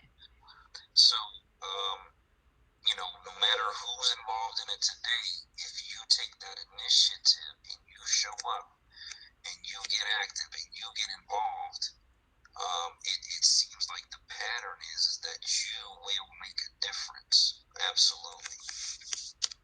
You said say the last part. I didn't hear you. It seems that. Oh, it seems that based on this pattern that I'm seeing, that if you take the initiative to get involved and you show up at those meetings and you get in touch with the people that are, involved, that absolutely you will, you will make a difference. Because it sounds like that's what you would like to do, and I just wouldn't depend on the people that are online on Twitter for that. I would go to the source that makes sense. And there are, like, there's the California Task Force guys, CJEC, and because they are so far ahead in California, the guy's name is Christopher. He's been reaching out to all these other states and the people involved in those other states and giving them guidance and help in order to, help correct the language that's in these other reparations bills. So, again, I think it's a situation where you gotta get involved, get active, be a part of what's happening there on the ground, and then, it's like everything else. People won't have an option. They'll have to include you in these discussions simply because you were already there, actively involved. Thank you, Sister Cleopatra. Hey, thank you for having me. I wanted to say something to the lady who said that there's a large Hispanic population because I just came into the room. That may be true. They kind of have bogarted their way into the country through illegal immigration, all types of stuff, which it is what it is. But there is information out here, and I think I sent it to Black, where you have a law professor who states that reparation, in order for it to stick, must be based on lineage. When they were doing the civil rights movement, unfortunately, we didn't understand that. That could have definitely helped us. These opportunities are not based on race; they're based on lineage. I try my best to, stay on top of what's going on, information, different things like that. Chris is pretty cool to reach out to. Also, some people agree with this and some people don't. I think we need to re educate America on who we are. So this didn't happen to the Hispanic community.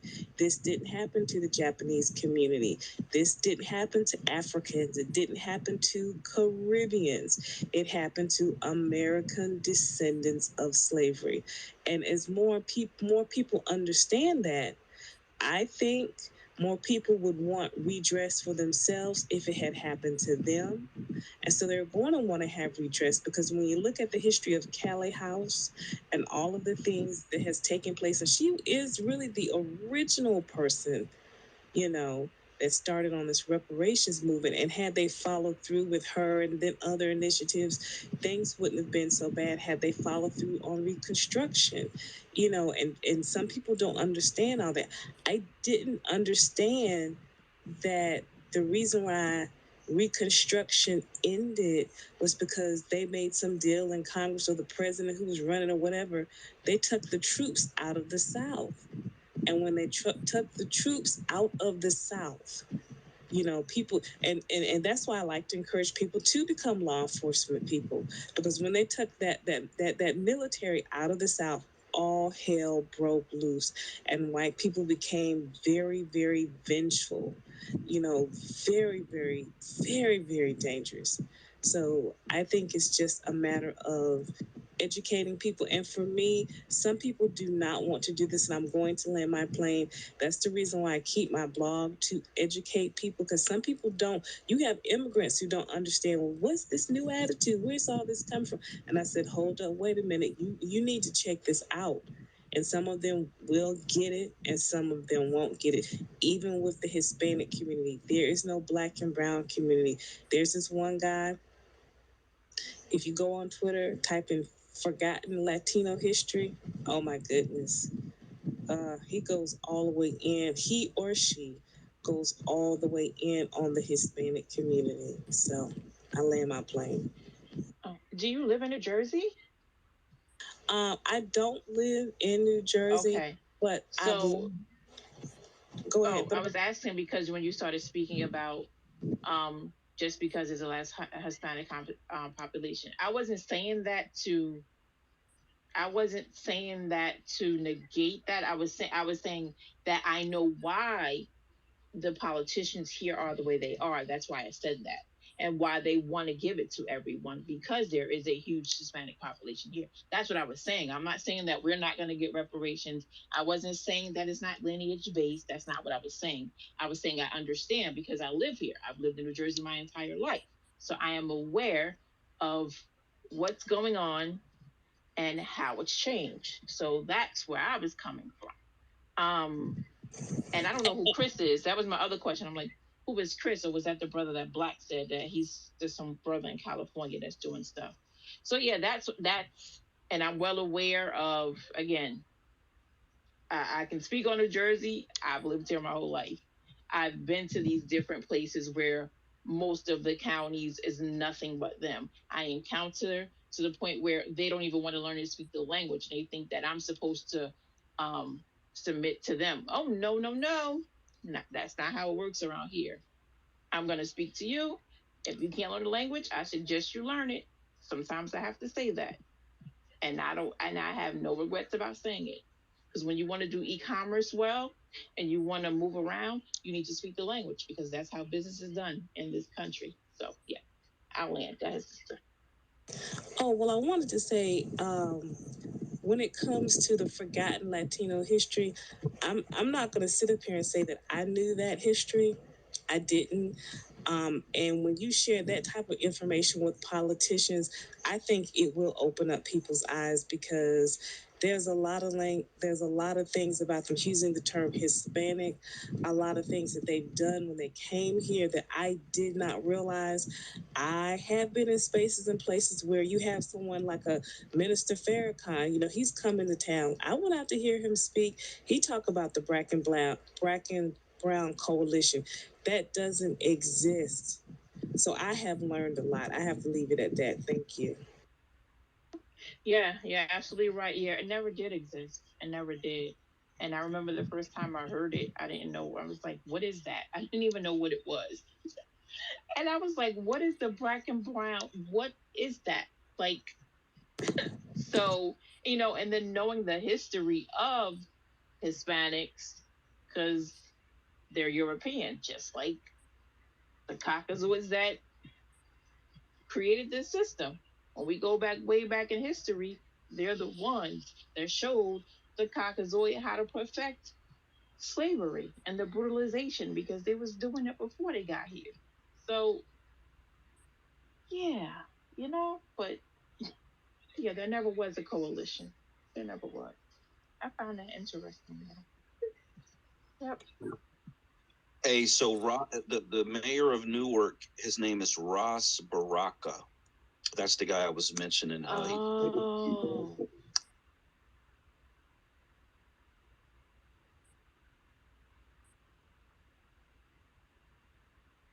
But yeah, man, the Mexicans don't give a damn about us. They don't give a rat's ass. They only give a fuck when we are going through like police brutality or similar shit that they have been through as well. And then they be like, yeah, man, we with you. We with the brothers. No, the fuck you not. Because as soon as it's on to the next black motherfucker, and the Mexican motherfucker don't get beat, then they not riding for us. If a black nigga get beat up and Mexicans don't get their ass whooped for 3 months, they not with us. They ain't like, we still remember such and such getting beat up. We still remember Jesus who got shot by the police. I ain't never heard no shit like that. And none of the comments or none of the conversations we have about black on black or the issues we have amongst each other or even the solutions that we trying to make for each other. A Latino, a Mexican, none of this shit ain't never sat down with us and was like, this is the solution. And I got family that's half Mexican and all that shit, so I'm on some shit like, fuck whoever ain't FBA, and that ain't no disrespectful manner. We only talking about when it come down to this paper. So go ahead, enough. I was gonna say I don't know if they thought because I'm from LA, I'm from Compton, but there was a time where you had Mexican and black people living together there, living in LA in the hood together, where they put their self where we were all together and all this bullshit. But I don't remember a time like that. Okay, we had Crips, we had Bloods, and then they had what the fuck they had. I don't know. They never been with us, but California has always been. The Mexicans been coming over the border for a long time, and California has been letting it happen, and that's how they have implemented. I just want to know. I just want you guys to know why you are getting a flood of Mexicans. It is California's fault. Okay, we didn't stop it at the border. Okay, we allowed them to come, and then they flooded themselves into you guys' states, and now they're all over the fucking place. And now they didn't had 20 goddamn babies. Okay, no, for real. Like, let's keep it real. I know. Beating Keisha. Girl. Keisha in the projects. Y'all remember Keisha in the projects had 12 yes, kids. Me. Them motherfuckers coming over here having 20 and 30 kids, okay? And so we ain't never been on one accord with Mexicans because they ain't never, we always, I don't know if you guys ever noticed this, but black people are always the motherfuckers that's out protesting for everybody. But as soon as we need something. Them motherfuckers ain't nowhere to be found. And so I don't care about being selfish this time. You can't eat off my plate because what I'm asking for is for a debt that is owed to me from my ancestors. You didn't have no ancestors. But what happened was, and I'm going to be very honest, Black men started dating Mexican men, especially in LA. They started dating them and having babies with them. And now those babies, we got so many mixed breeds. Motherfuckers is all type of shit. So many mud. What did they call? What do we call them? Mud. They call them no. They call themselves mutts. Yeah, they fucking mutts. We got so many motherfucking mutts amongst us that is crazy, and I it's just sad. It's sad because what the fuck was you thinking? Like we really, I don't know what happened. I think somebody was saying earlier there's a couple of stages to grief, and we were at a I don't know what the fuck we was thinking. We Black people have always stood for everybody, but when it was time for us to stand for ourselves, something happened. Something literally, I'm serious. No, we went like, oh, okay, well, fuck ourselves and we're gonna think about everybody else. That goes back to it's not that we don't worry about ourselves. That goes back to slavery, because unfortunately they did their job and they did it well, and so now fast forward, we are here. However, coronation has happened. That time is over, and and you were right about California because I have family in California. So now the Spanish people, the Latin culture over here wasn't Mexican. They became Mexican. Well, I should say, let me rephrase that. The part of New Jersey where it's half of the county is them, they were not Mexican.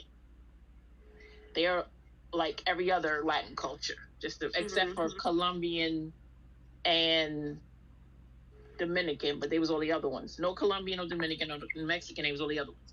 So anyway, so that's how that went up in that county. However, I used to go to haven't been in a while, but when I used to go like every year to California and visit my family. Now, at that time, I'm used to when you walk down the street and you see someone, whether they were Black, whether they were white, and you said hello to them, they spoke back. You even had the little old elderly white people saying hi and have a good day. So, okay, this is what I'm used to. I go to California,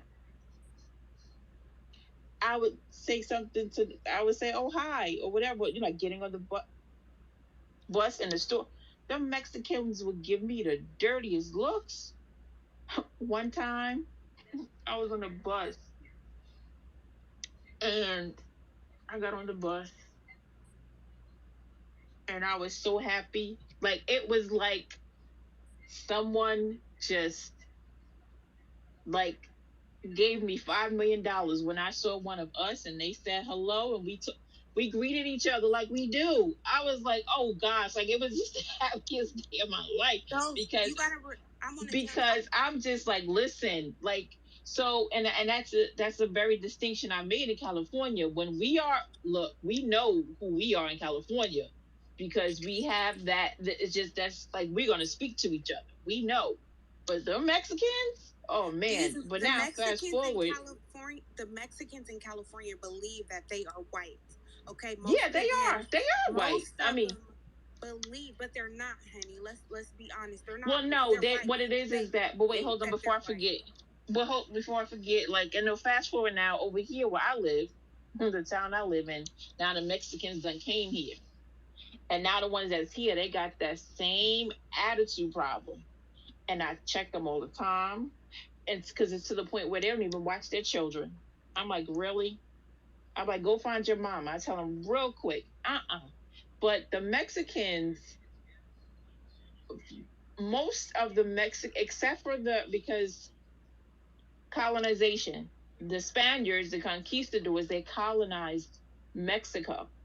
So the Mexicans you see now are of that descent. They're not of the original Mexicans that were there. There's very few of them left. And they come together with the other Mexicans not that often. But the ones that were already there is not that many of them. All the Mexicans you see now, they are of Spaniard descent. And Spaniards will tell you in a minute that they're white. That's why those people that was trying to go into Spain, they got slaughtered because they're racist as all racists.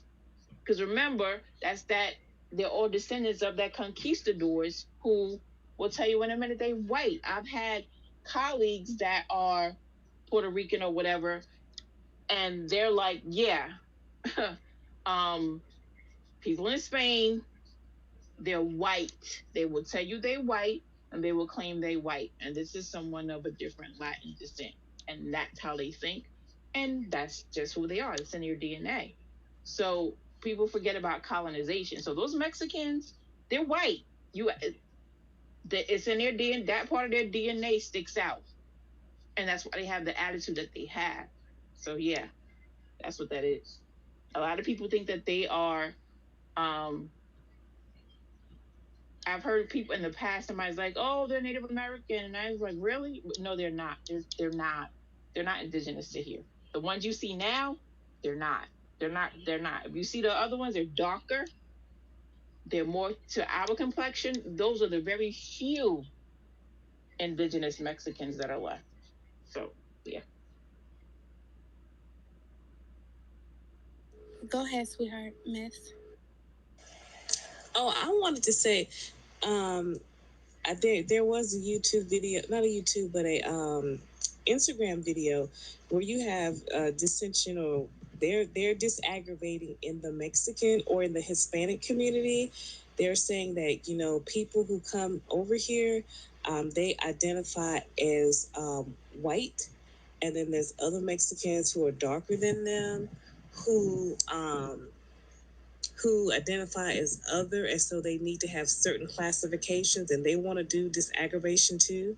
And then they wrote this other article stating that just because you're Chicano doesn't mean you get to have the Mexican experience. So they're doing their own delineation, and I thought that was quite interesting. So these people don't even want to be lumped together. And as far as the dating out there in California, even though these kids are mixed with Hispanic and ADOS, I still do not want to throw anybody, and I'm not saying that you said that, I don't want to throw anybody under the bus. I met this girl who told me that her aunt lived with this guy for a long time, whatever, and they didn't get married. But the kids look Hispanic, but they are mixed with ADOS. So some people get a little bit, touchy about that, Yeah. and they. Okay, so I just want to make sure. I don't think that foundational Black Americans should be mixing theirself with other races, white races, Mexican, because they don't want to mix theirself with us. Okay, so I don't believe that we should be mixing ourselves.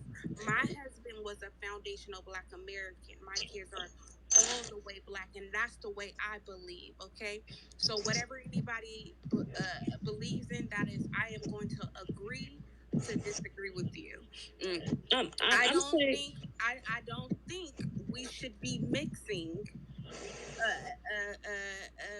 ourselves up with other races. Okay, that's just the way I I believe. agree. The thing of it is, I a That's what agree. lot of I women, agree. feel that way, but men are doing something different. So I Okay, but can't. that's them. That's them. That's not me. Right. That's not me. Right. I don't care what they doing, but I'm gonna call them out on it. And that's not all Yes. men. That's not all men, because I met a lot of men on here that are Yes. for Black women and procreating with their Black women. Yes, And any ma'am. men that's on here, you can tell me if I'm wrong, but I've met a lot of men on here that said that they only want to procreate with their women. Now we have, Yes. if you're talking about celebrities, we already know they procreating with white people and all type of shit.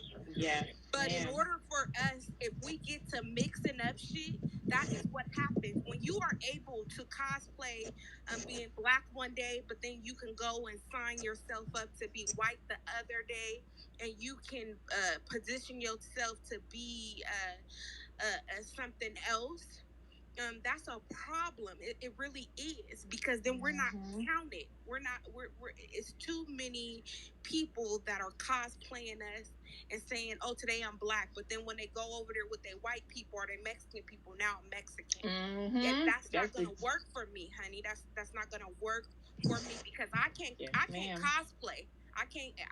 You see me, I'm a black woman. I am a black woman. I cannot I can't go to the white community and say that I'm white. And we shouldn't have never been procreating with anybody. These people don't even like us. Let's be honest, they do not like us. So why are we procreating and having children with these people? And then our kids, these kids that are becoming, they don't even know what the fuck they are. They're confused. They really are. These kids are confused. They really are, because they don't know, well, who do I fit in with? They don't even know where the hell they fit in. They're like, do I go over here with the black people? Do I go over here with the Mexican? Do I go over here with the white, the Asian? They don't know where the fuck they fit in. Because those black genes are always going to be stronger than anything, because we are the dominated gene. So we have to be very careful. So I'm going to disagree with you. And why would you want to? And why? Hold on a second, sister. Wait a minute. I didn't say that you should mix. I said we have those kids, and those kids. Yeah, we do, and we shouldn't have them. No, it's not about throwing the kids away. That's not. Some people have disagreed and said, that they shouldn't get this or they shouldn't get that. Well, see, that's the thing. But did you hear me? She didn't say that. No, right? No. I was making. She's talking about someone else. Right. She's saying that other people. She's saying that she's heard people say that we should throw away the kids. And I get that people have that. And I get that. I get that people have that point of view. I mean, I get it. It's not right. But, of course, people say what they say. However, it goes back to the point of, one, the thing I was going to say is, why would you? Okay? And we're not talking about celebrities, because as the sister said, celebrities, they on a whole different, that's not practical everyday us. Okay, so for practical everyday us who are moving together on one accord, celebrities are not. Why would you want to procreate with someone that hates you? Why would you want to procreate with a Latin person who brutalized your ancestors, showed the other people that hate you, hey, tie one end of the horse and other end of the horse, and tell the horses to go and rip their bodies apart. That's what those Latin people taught the white people to do. Why would I want to procreate with somebody like that? And I thought these people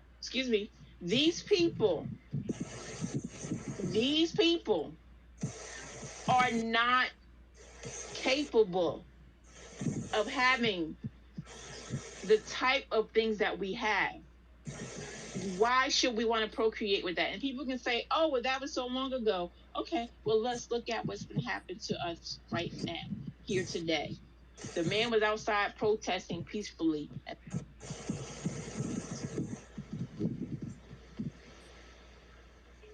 Can you turn your mic off very fast, miss, so she can finish what she was trying to say? Oh, sorry. And then you'll be right next, okay, sweetheart? Go ahead, sweetheart.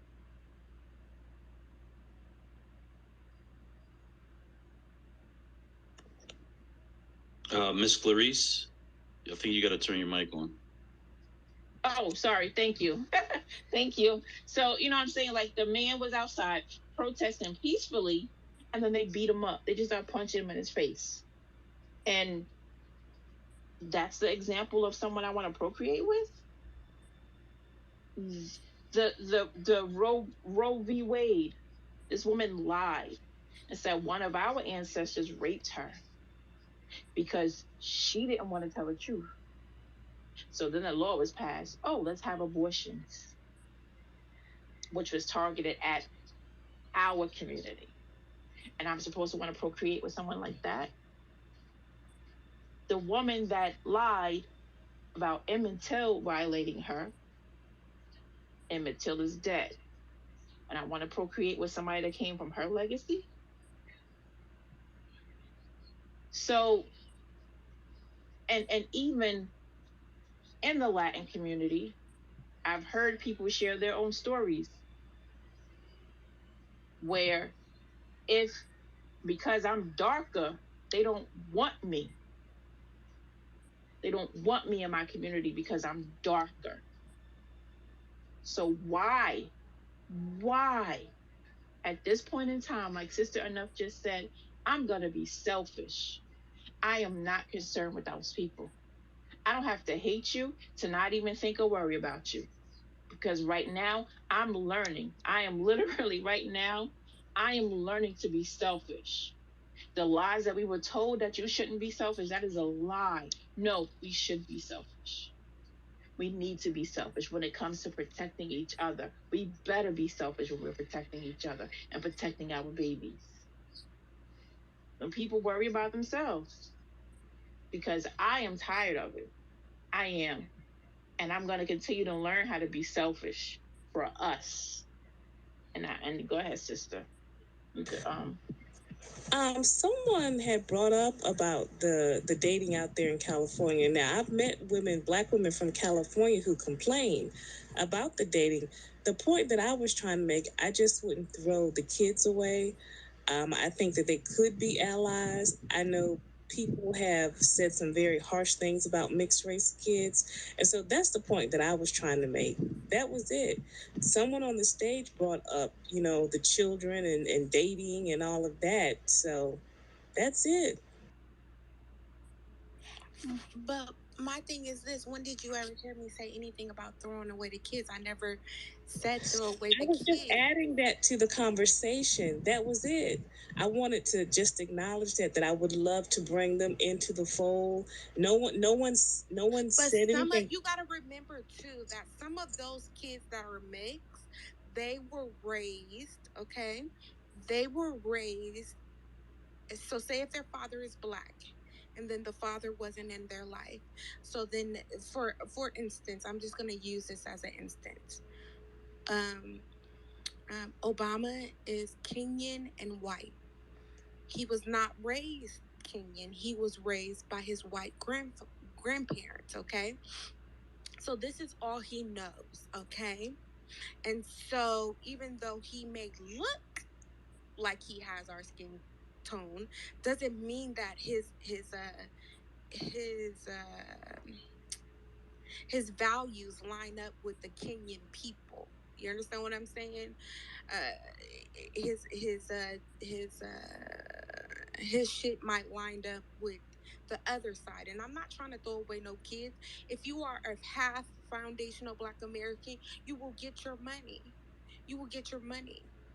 That's it's nothing about throwing them away. I'm not trying to throw anybody away. But I do not think that we should be procreating with these people are our enemy. They literally don't like us. There you have you have Mexicans and Latinos and Africans. They're all Africans and you coming out against our reparations right now. Okay, and some of these people, you even have some half FBAs coming out trying to talk against our reparations. So I don't want somebody, if you are half anything, I don't want you speaking on reparations because I don't need that. I need you to be either you're on code or you're off code. Okay, and if you have two sides, if you have immigrant and then you have FBA, you're not going to align because you're gonna try to be implementing shit in there for immigrants, and I don't have time for that. But you can go ahead. Um, but I was told that there's a huge population of half ADOS and half Nigerians out there in Houston, and they've been abandoned by their parent, by the Nigerian side. So when I look at all of that, I would, if I could, I would love to meet with those kids and talk with them and just see where their heads are. So I get that no one said we should throw away anybody. So I wasn't saying that, but I know sometimes with the offsprings, these kids can have a interesting identity. And that's something that I think we need to talk about, and that's how I see it. But thank you. And what's interesting about their identity? They have a dual alliances, and that was a conversation that they were having earlier about, kids who may be, Nigerian and who may be ADOS. They try to push this thing that, certain people just stick with their kids and they do this. I could not. I was shocked to learn some things that I've learned, and so with those kids, I can only imagine how they feel. Um, I think that some of them are probably feeling lost. I would only imagine. And so I would love to, address that as well to say, hey, this is what's going on and hey, this is your history over here, and make sure that they understand that side of their history as well. Because I think it could be very devastating to be a child and to have a parent who just abandons you. But how do Mhm. you are you for Mhm. sure? Are you sure that these people are you sure? This Because girl did a if there's post. no, but She did a there's no, post. but you have to have. My thing is this: you can't nowadays. You can't come and just tell me anything. You got to show me some proof because the Nigerians are not good people. In my opinion, a lot of them are not good people. They're not. They are scams. They do scams and they try to scam us into believe. You're gonna have to show me some proof.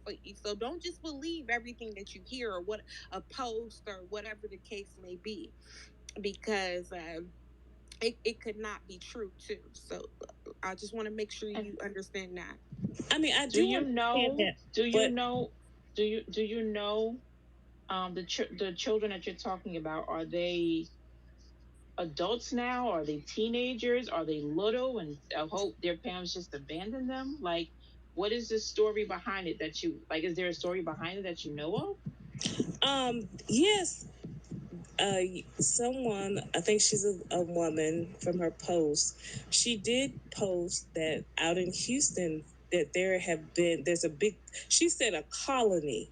She didn't say so. When she said a colony, she's out there. And to me, I'm thinking, wow, a colony of kids that have been abandoned, and they could be adults now. I saw the post. And so when I see stuff like that, I'm thinking, okay, perhaps we need to, make sure that, they come into the fold as well. I'm not saying anybody said anything about Mm-hmm. throwing the kids away, but, Mm-hmm. I thought that was really interesting. So, Well, I'm gonna say from what you said, I'm gonna say that that's not accurate because you said a colony out in Houston.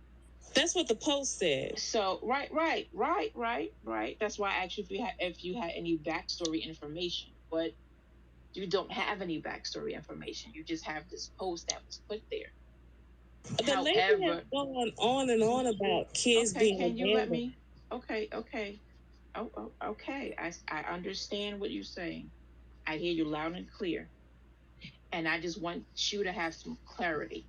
Okay, I want to give you clarity the best I can, if you'll allow me.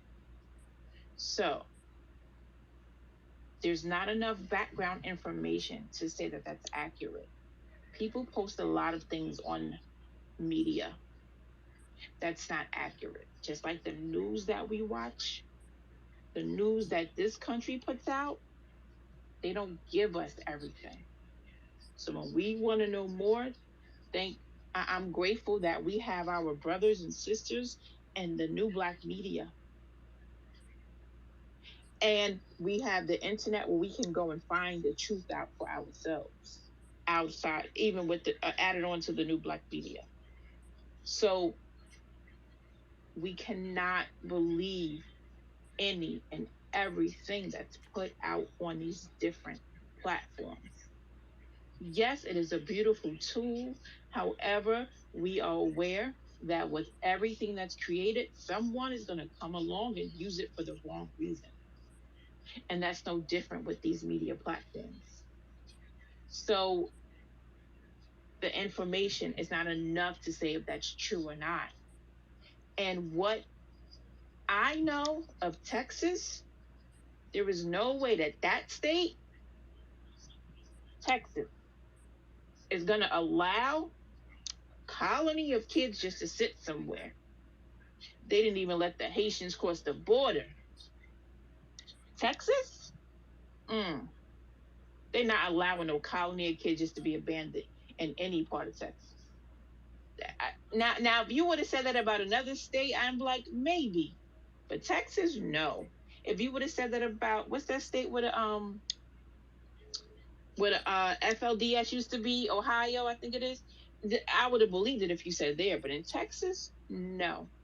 Yeah, I'm just trying to. Right. I think you believe in stuff that's on the internet. You Yes. cannot believe everything that's on the internet. That's why I said if somebody come and tell me something, I'm gonna go. First of all, I'm gonna go ask questions, and then I'm gonna do some research for myself. I'm not just believing anything that anybody say.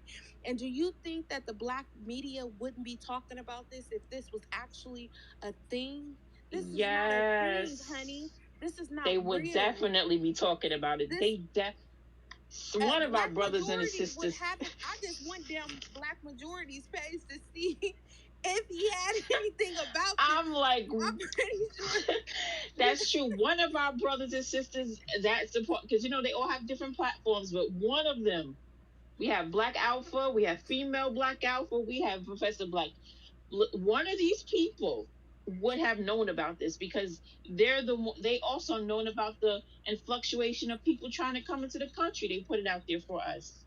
So if this was really happening, trust me, it would be, the news would have put that one on TV. I'm just saying. And the news try to keep everything under the rug. They would have put that because they would use it to make a mockery of people with the same skin tone as us. Mm-hmm. And if you have a soft heart for immigrants, just say that. I feel like you should just say that. Yes, ma'am. You know what I mean? Ma'am. Just say that. If you have a soft heart for immigrants, I'm so glad that somebody told me this.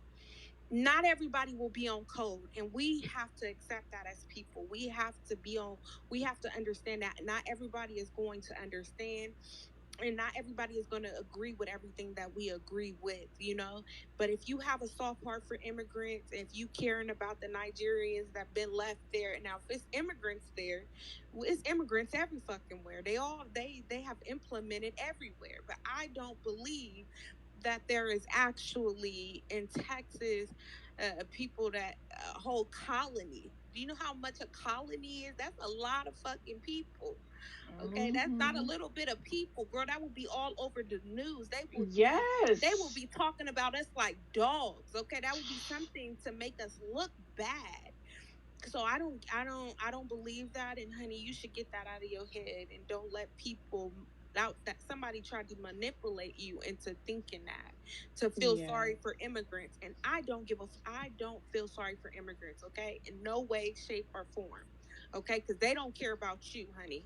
Okay, they trying to come eat off your table. But go ahead, Miss. I was gonna say too, and it's okay to have that type of heart because that's who I am. I'm like, let's just love everybody, and there's nothing wrong with that. It's just like recently, when I say recently, I mean like 4 months, 5 months recently. Again, I'm right now learning to be selfish, and I'm learning that that's okay, and I'm learning that there needs to be a separation, and it's been a culture shock. It's been a real culture shock. But when you have these people themselves saying these different things, and you hear not just one person, not just 4, but when you got 6, 7, 8, 9, 10, 11, I'm like, wait a minute. I'm like, wait, I got to give myself time. I got to walk away from this and give myself time to wrap my mind around it because it's a culture shock.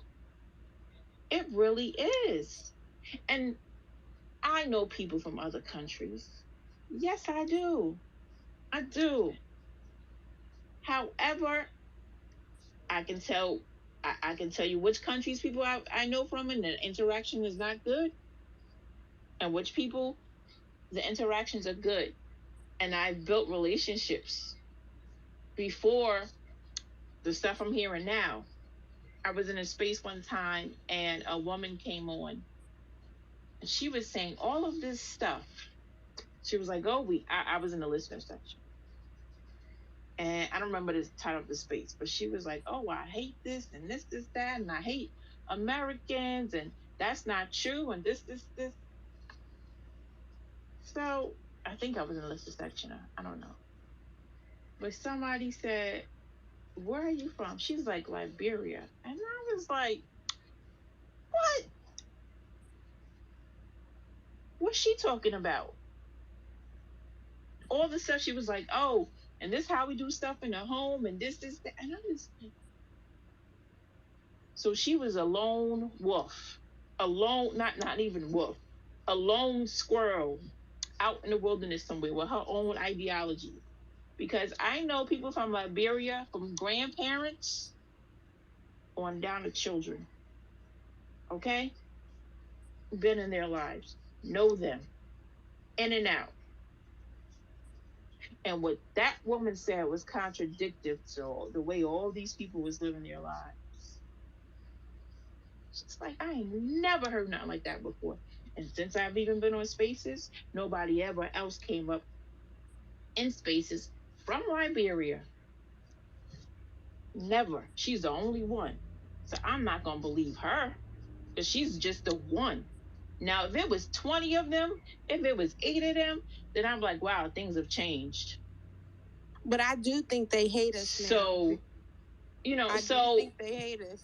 So, you know what I mean? But now I can see, I can see like now other people that come up in these spaces, like people from Nigeria, people from this place, that place. Okay, I could believe that because it's at least 8 of them. But if it's just one of you, and I have firsthand experience with people that I know right now in front of me, who do you think I'm going to believe? The people in front of me that's more than one, or you one person talking about one country over there in Africa? And knowing people that's grandparents. What?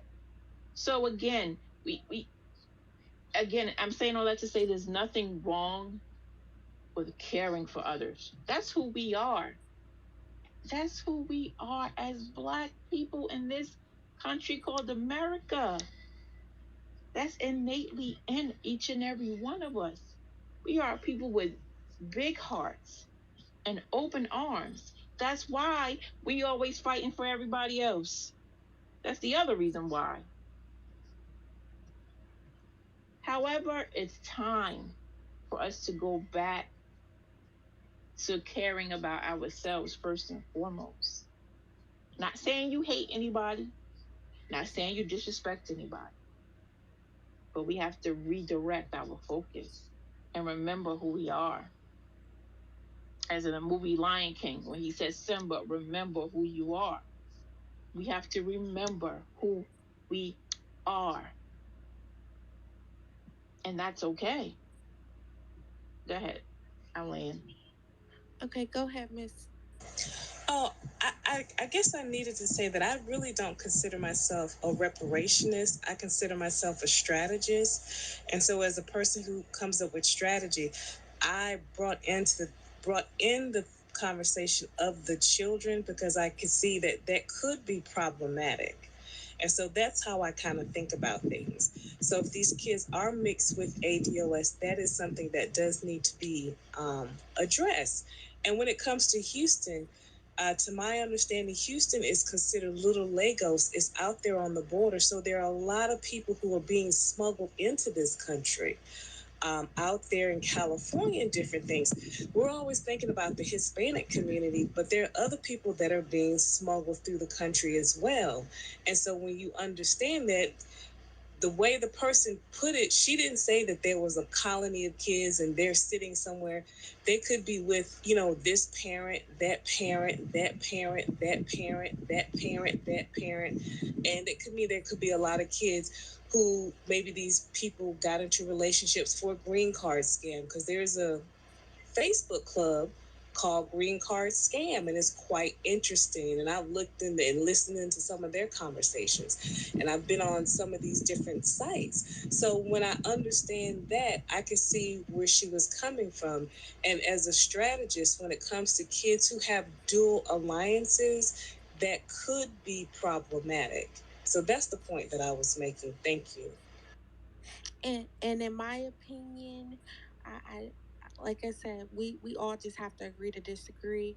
And I believe, me personally, you guys can have a heart, but I'm worried about my own fucking children. Okay, I gotta worry about my own kids, my own babies. Okay, and I can't worry about nobody else's kids or immigrants or anything. And I feel like birth, if you have a dual, not a dual, but if your parent was a fucking immigrant and we send your parent home, you need to go with your parent too. Okay, I think that you need to go the hell home with your parent. I don't feel like you should stay here. They all need to go the fuck home. And if you are in a different country and you are an American, you need to come home too, because this is why people are thinking it's okay to come over here, because people from America are going into other countries too, and you need to come home. You need to be over here with us, fighting with us, uh, because it's just causing a lot of issues, and we are becoming overpopulated, and that is why we are having such a hard time now trying to even get what the debt that's owed to us, because there's so many of them coming in and they speaking for us. And I'm not just talking about Latinos, I'm talking about Africans, and I'm talking about any immigrant. I don't care where you're from. You need to go home, because you are starting issues over here. We have so many people, so many Africans coming here doing crimes, and we are all being labeled as one. They not even label them as Africans. They're labeling them as black people. We all get labeled as black people. And I don't find that I don't find that fair at all. But go I ahead. have a question. You said you are a strategist. So, what would be your strategy as the possibility of this country becoming a third world country? And you said you're not a reparationist, so you don't believe in reparations? I believe in reparations, but I believe in more than just reparations. So, for me to learn about those kids, I'm thinking, okay, what should be done about that? If they have a parent that has abandoned them, that is a foreign black, what some kids, this guy, he put something out on Twitter about, it just can be really tricky with people having dual alliances. And I think that's very true. When I was a kid back in the day, where I got my information was from Ebony, Essence, and Jet. And back in the day, they used to have, it was called an African American think tank. And when I was younger, I was like, "Oh, I'm gonna be a part of that." And I never did. And kind of being on Twitter is like being a part of a think tank, so we can kind of reach out to other people and share ideas and say, "Oh, I don't like this, I don't like that," and kind of come together to see what some good solutions are. I've said before, and some people got upset with me, that I wanted all of the ADOS people that are in Africa to come back to the United States. So, I don't think we should be traveling abroad because our power base is here. And you have some people who may be over there, who have gotten robbed.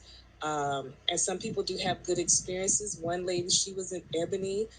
She went over there. She had gotten raped. I think our power base is here, and we need to be here, um, advocating for ourselves. And so, with America becoming a third world country, um, I am disappointed, but I've come to realize that this information has been out here for a very long time. And I just don't know how we have missed it. Um, our people have been speaking up about immigration and the negative impact of immigration for a long time, in particularly out there in California. And I'm like, OMG. So my ideology is some people agree with it, some people don't. Whatever has been created for us here, we need to preserve and protect it. So I have come up with the 1526 ADOS Heritage Bill. And even with doing that, it's not in front of Congress or anything like that. There have been people before us who have laid down bills, but they haven't been activated about protecting our heritage here. So there's a lot of bills that are in Congress that have been for us. And so we need to get this stuff activated so we're not Afro Americans, we're not African Americans. The new terminology needs to be ADOS, FBA, or U.S. Freedmen. We had Black History Month, that needs to be changed to American Descendant of Slavery Month. We know that um, June is Black History Month. Black used to be synonymous to African Americans. That needs to be changed to American DOS Month. August is Business Month. We have a lot of things that we need to do over here to preserve and protect our legacy. And I think that as we continue to set up strong boundaries, eventually some people would get it. And when it comes to the change, I'm a little disappointed with some of my people because we act like people shouldn't have any type of resistance. People are going to have resistance. They're going to be upset with us. And that's okay. I encourage people to tap into books on how to deal with change. There's a book called Who Move Your Cheese. Some people say they have all these good jobs. Well, if on your good job, why don't you contact the Office of Human Development? I have taken just a plethora of classes on emotional intelligence, how to deal with change, all that stuff, because we do have some immigrants out here who's struggling. And a person can say, well, I don't care about the immigrants. That's fine. I have directed them to many resources to say, hey, this is not going away, and you just need to accept it. If this is it's not going it's just not going away, and some people are kind of upset about that as well. So it is what it is. Except that immigration is What? not going away. Oh, wait! I have my hand up. Except I have that my hand up. Oh, ADOS is not going away, and I want and my goal is to let people know that we should preserve and we should protect what we have here. Sometimes with some of us, we spend we spend too much time talking about what we can't control when there's a lot of things within our power that we can control. I even mentioned that I wanted to meet with Joe Biden, and some people was like, "Well, I don't. Why do you want to do that? He's the opposition." Excuse me, he's the person who can do some things. If you don't want to meet with the opposition, that's fine. I would like to sit down and talk to him or Congress about how the crime bill impacted my dating life. And I could bring a whole bunch of women up in there and what he can do to make that right. And I've listed all those things down. If you say something like that, well, he don't want to listen, so I'm like, forget it. I'm gonna land my plane. Thanks. Okay. So I just have I have a couple of questions for you. Um, you, I want to make sure I heard this right. You said that we need not to focus on immigrants because it's not going away. No, I said I keep telling immigrants that ADOS isn't going away. They want Okay. this to go away, Okay. and they're Okay. mad about it. And they Okay. have Okay. the Okay. potential to be. They can be dangerous. So I'm telling Yes. them, Yes. you Yes. need to get it together. Black Okay. Okay. immigrants need Okay. to get it together. Yeah. Okay. Okay. I'm just making sure. I'm like, hold on. What? And No, ADOS is here to stay. I feel like talking to the president would be a good thing. And so I Well, do thank agree with the you. Lord, I because some do people agree. act like it's crazy. No. I don't agree. I don't agree that it's not. But you got to remember, they might be telling you that because the president is got Alzheimer's. Okay, this man can't even read a teleprompter. Okay, so we just got to be on one accord about that. The man is. He might tell you yes and then turn around and not do it. And I just know that he backstabs us so much And that's why you might be hearing a lot of people going against it, because he is not I don't know how to explain this. He just, I feel like he's not really for us. And same thing with Kamala Harris, just like she got on TV and told us she was not doing anything pacific for black people. So even though we knew she wasn't a black lady when she got into office. So Yeah. And yeah, I'm like, it's interesting that some people are shocked by that when she says that she's not gonna do anything for us. She's not black. She's Indian and white. She's no, from no, no, India, no. Is she Indian? I thought she was Asian. I think she Asian, honey. or maybe Indian and Asian, but her mother is. That's what it is. I think her mother's Indian and her father's Asian. No, One of her she's parents. black. She got black in her. She do got black in her. I know There was she's a half picture black. I saw. There was a picture on the internet, not on Twitter, but there was a picture of See, her this is the parents problem. But this is the problem when that. her mother was dressed in Indian clothing. Hmm. But this is the, yes. Wow. Okay. Well, she may be Indian, but I know she is black too. And this is the problem with us mixing ourselves with other people. This is why I'd say that it's very important that we get on one accord now, because we got people like that, and she always on TV talking about collard greens, like that's the only thing that black people talking about. Because she went down there, I don't know if you guys know about Marcel Dixon, and she took her ass down there, and the only thing she could talk about is running with some goddamn collard greens, okay?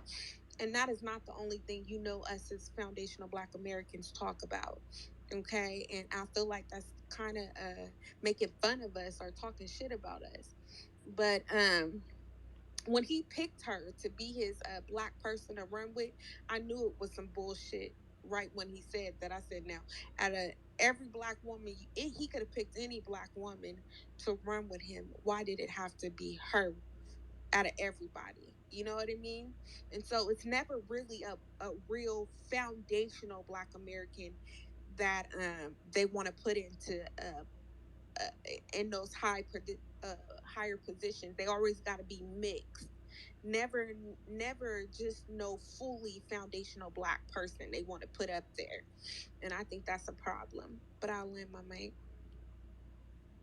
But I have to say this because I think that as collectively, when it comes to race and lineage, we haven't gotten it. I came across a lot of articles about people being kind of salty with Obama, and people that I've watched who were political commentators. And I didn't get that they had written these things, but they talk about his lineage, not his race. And so now that we're coming into this new awareness, I think there's going to be a big shift on seeing us in these places, because these spots, we have paid the cost to be the boss here, not in the Caribbeans, not in Asia, not in the Hispanic community, or, like Latin America, but we paid the cost to be the boss here. I can truly say, and I guess everybody can say that they didn't know. I didn't get it, lineage, and someone completely went ballistic on, some African immigrants, saying that we was under this all black spell, and that's not true. And all you have to do is just Google. They have all types of different associations for their people, and so it's an awareness. A lot of things are an awareness for me. Maybe other people got it, whatever. And with kids and people doing XYZ, I stand firm. I don't want to throw anybody away. This is something that needs to be discussed, and what could be viable solutions for all of this. My main message is that we need to preserve and protect what we have here, because, like someone said, if we don't do that, the only thing we're going to get out of it is a Pan-African flag. That's it. We're not going to get anything So, else out of that. so what, Miss? I really don't understand what you're saying. Nobody in this space, I don't think. Can you just mute yourself for 1 second? Nobody has said to throw any kid. I'm not. If you are half foundational Black American, you will get your check. But immigrants need to go home. They need to go build their own communities up. Okay, we are going to turn into a third world country if we allow every goddamn immigrant to come over here. They can't stay here. Okay, we got too many black people living on the street right now. We got more immigrants living in homes than foundational black Americans. If have you been to California? I don't think you've been to California yet, honey. I don't think you actually went over there. Why are you talking about the colony that's going on in Texas? That is not true. Have you actually looked in California to see all the goddamn homeless people, black people, okay, foundational black people that's living on the goddamn street? And some of them people are actually war veterans that went to war and they're living out on the street. Okay, and we're not talking about that. Why are we not talking about that? That is very important. And you talking about the immigrants, you don't want to throw nobody away. I'm not with that. I'm just not with that. That's not me, and that's I'm not for that. I'm for my own people, and I'm being selfish. And if you can't be selfish, then that's you. But I'm going to be selfish for my people and only my people. Okay, because every other community, no other community, the way you talking and everybody else, the people that talk like you, no other community is talking like that. They are for their people and only for their people. They don't give a fuck about you. They don't care about me. They don't care about black. They don't care about nobody in this room that is a foundational black American. They don't care about us at all. They don't care. And if we was in their countries, and let me tell you something. If 40 million people right now took their ass to Africa, Mexico, they would kill us, okay? We the only country that will stand by this fucking sick shit and say, "Oh, it's okay. I don't want to throw nobody away. We just need to protect our lineage and our stuff." No, no. They also need to go home because we can't coexist, honey. I can't coexist with them. I can't. I don't want to coexist with them. They don't want to coexist with me. After everything that we did, we don't have no respect. I'm just not for it. So whatever you agree with, whatever you want to do, if you want them in your home with you, then that is fine, and they can live on your goddamn land. But as for me, they can't live with me. They can't coexist with me. Okay. Now, if you is a half foundational black American and you are for me and you are for your people and you are on code, I am for you all the way because you didn't ask to be here and you didn't ask to be mixed. But now, if you are not, if you are an immigrant, you need to take your ass home. And if you want to coexist with them, I think you should take your reparations and go where they are at and be with them and coexist with them. But go ahead, Miss Clarice.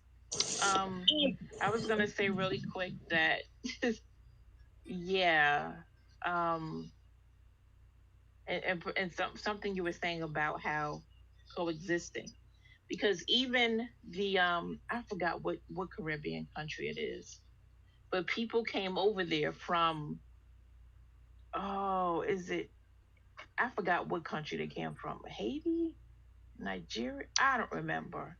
Anyway, I saw a news video, and there were people that went into one of the Caribbean countries. It wasn't Jamaica, and they started um, doing different things. But the citizens of this Caribbean country said, "No, we're not having this. They're not going to be coming over here doing whatever they want to do. It's time for them to leave." And the people that came over there were again, I can't remember where they came from. I don't know if it was Nigeria. I don't know. But they came over there and just started implementing stuff. And the one woman they interviewed, they said, okay, they did what they needed to do. It's time for them to go. And because the citizens kept having an issue with them, and they're like, why did they get to do this? The government is putting a stop to it. And they gotta go. So it's not because we all black. You got this Caribbean country, you got quote unquote these other black people coming over there, but yet they're getting too big for their britches. And the Caribbean country is like, no, you got to go. So why are we doing that? Why? And while I was listening, I was looking up the information for Kamala Harris. Her mother's Indian, her father's Jamaican. So I know you lying. See, she ain't no, I'm even black. serious. She ain't I even black. I was just reading it because I found a picture and it says her father was a professor at Stanford University and he also taught at the University of West Indies. Yep, her father Jamaican and her mother Indian. But so I'm like, of course she ain't do nothing for black for us as freedmen FBAs. See? Of course she make more sense now. But yeah, but Mm-hmm. you know what I mean. But these Caribbean, I mean, when I saw that when I saw that, I was like, what? There's like, oh no, they gotta go. You But got we these not different the only citizens in this ones. Caribbean country, so we can't. We got to stop doing this stuff. We got to stop. But go ahead. Clarice, we not the only ones trying to get immigrants out of our country. South Africa has Nigerians and Zimbabweans in their country, and they want their ass out. They're telling them they have to Yes. go. So, what is the problem with us as foundational Black Americans actually standing for something and saying, hey, you got to go home and take care of your own country? You got to go over there and make some policies for yourself because you've already, Mexican has more shit than we have. And we built this country.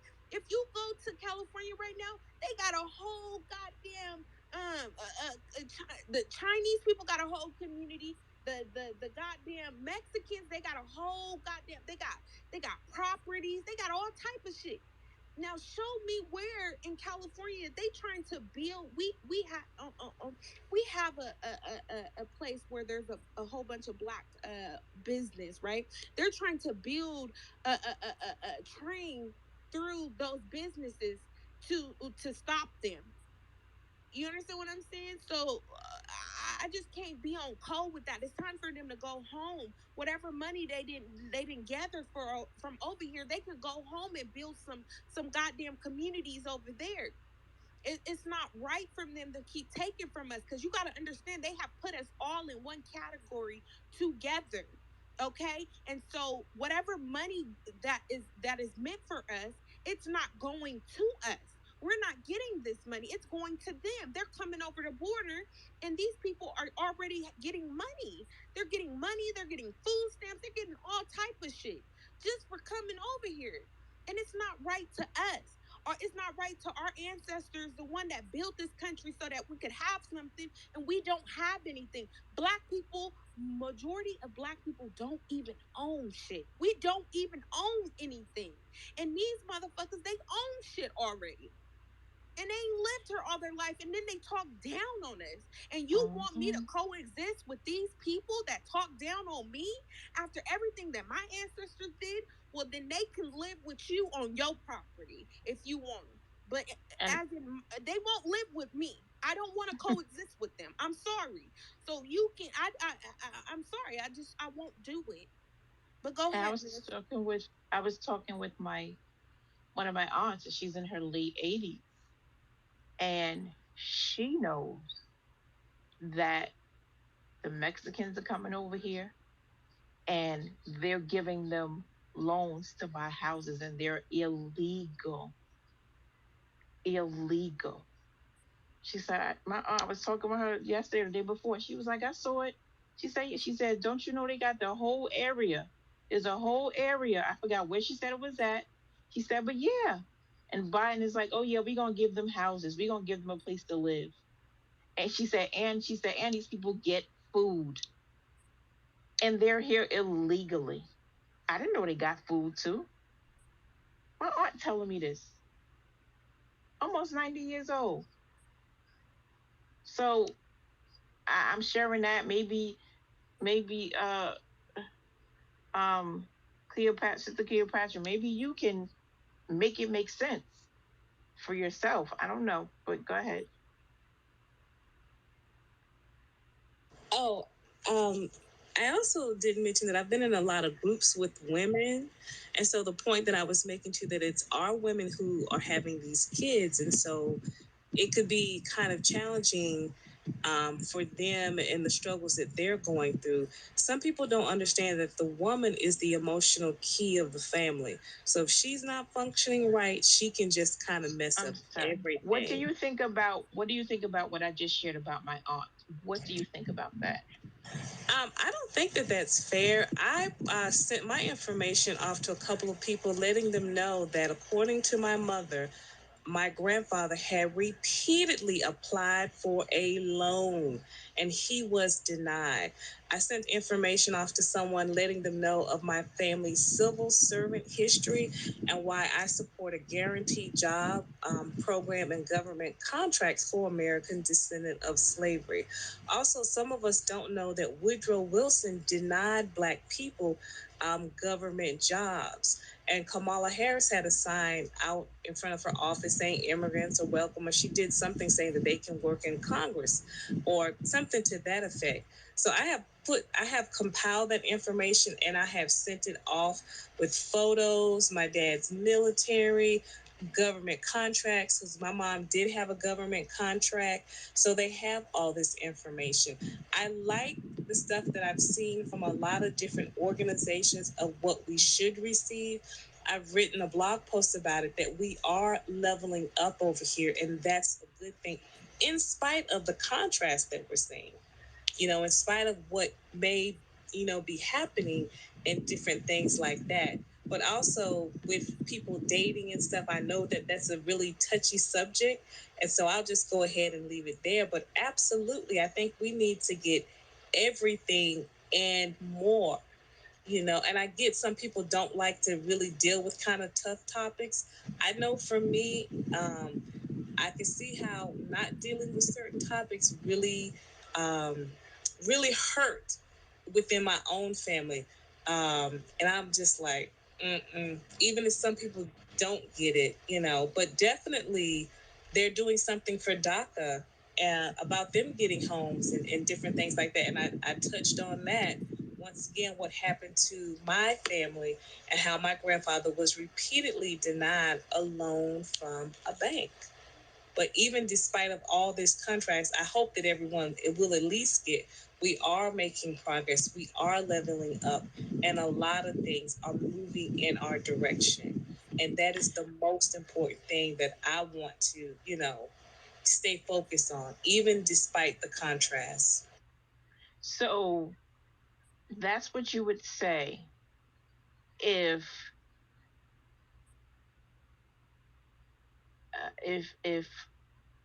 if I'm going to say if our one of our um, freedman couples comes to you and says, married couple, and says, okay, or maybe just a man, or maybe just a single brother. Okay, I wanted to buy a house.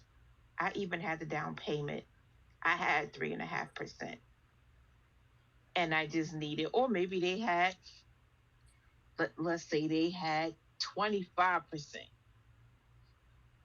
to put down on their house, and they just needed a loan from the bank for the rest of it.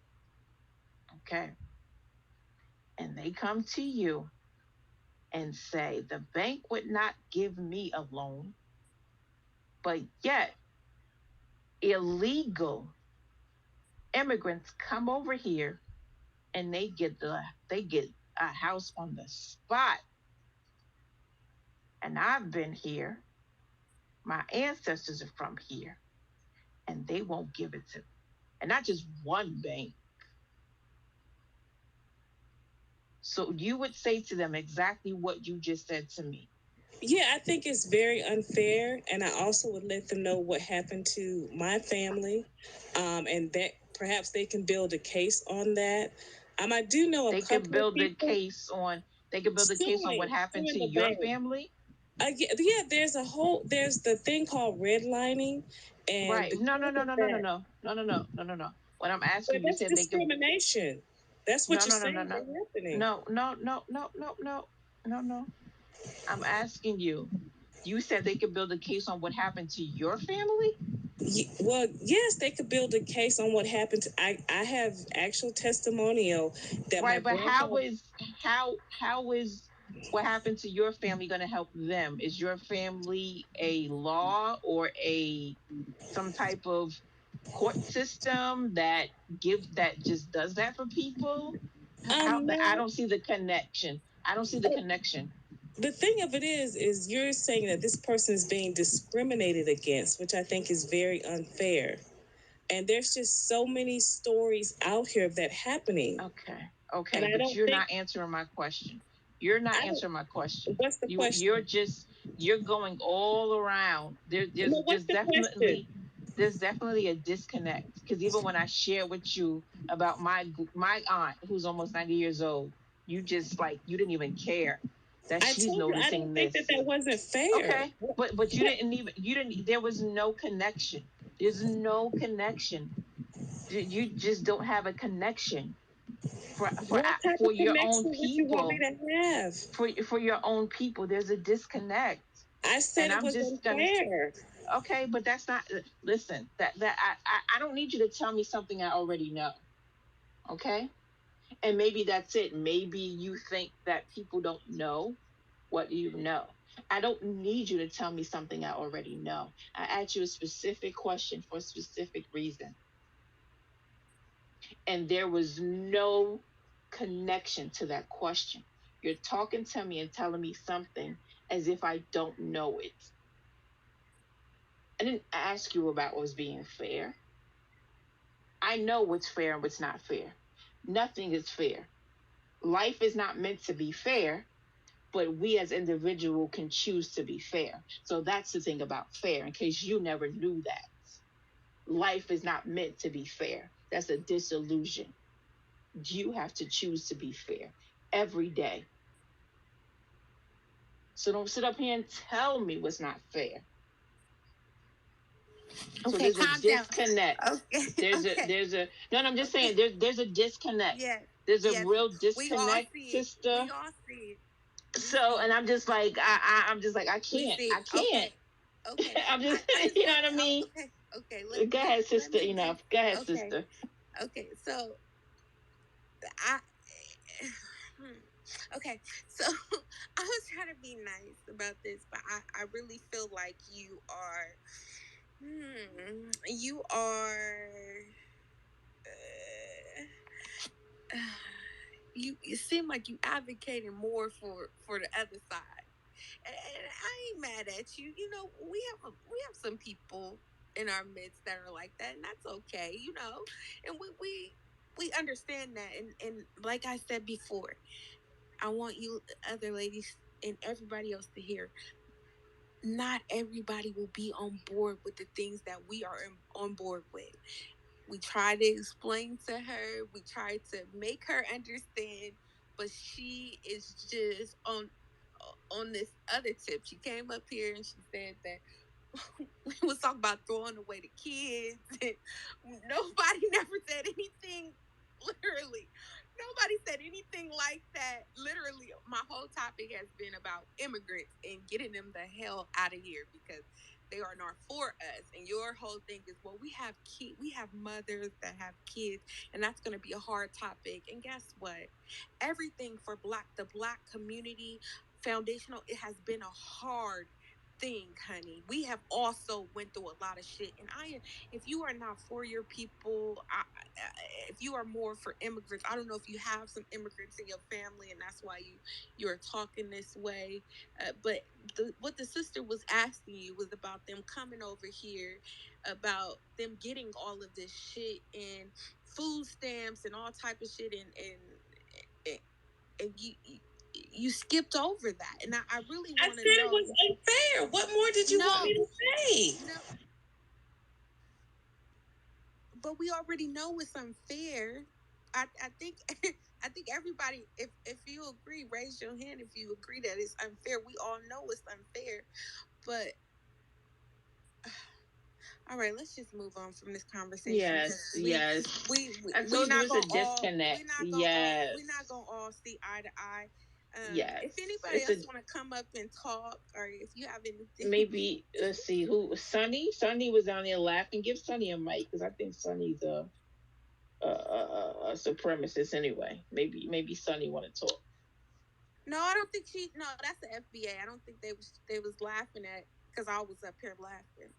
But I invited you Because guys they to got talk a they got about. an Irish thing on their page. I don't even know who they are. Anyway, so yeah, but yeah, this is this is a disconnect. It's a disconnect. Go That's all ahead. it I'm gonna let her is. talk. I'm gonna let her talk. Go ahead, talk. So yeah, I'm good. I'm good. I know. Well, I wanted to say this. I realize now, these are some very, I don't know, kind of challenging times for some of us, and you're just going to rub people the wrong way. When you ask me that question about who should be getting what, I think it's unfair for people to come over here and receive stuff.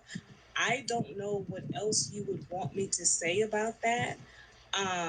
I'm not in a position to give someone a loan for a bank, to give someone a loan for a house.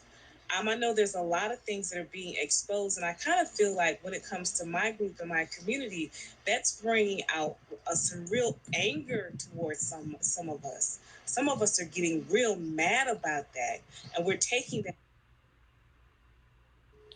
So I'm gonna say this. Why do you think? Why do you think people are getting upset?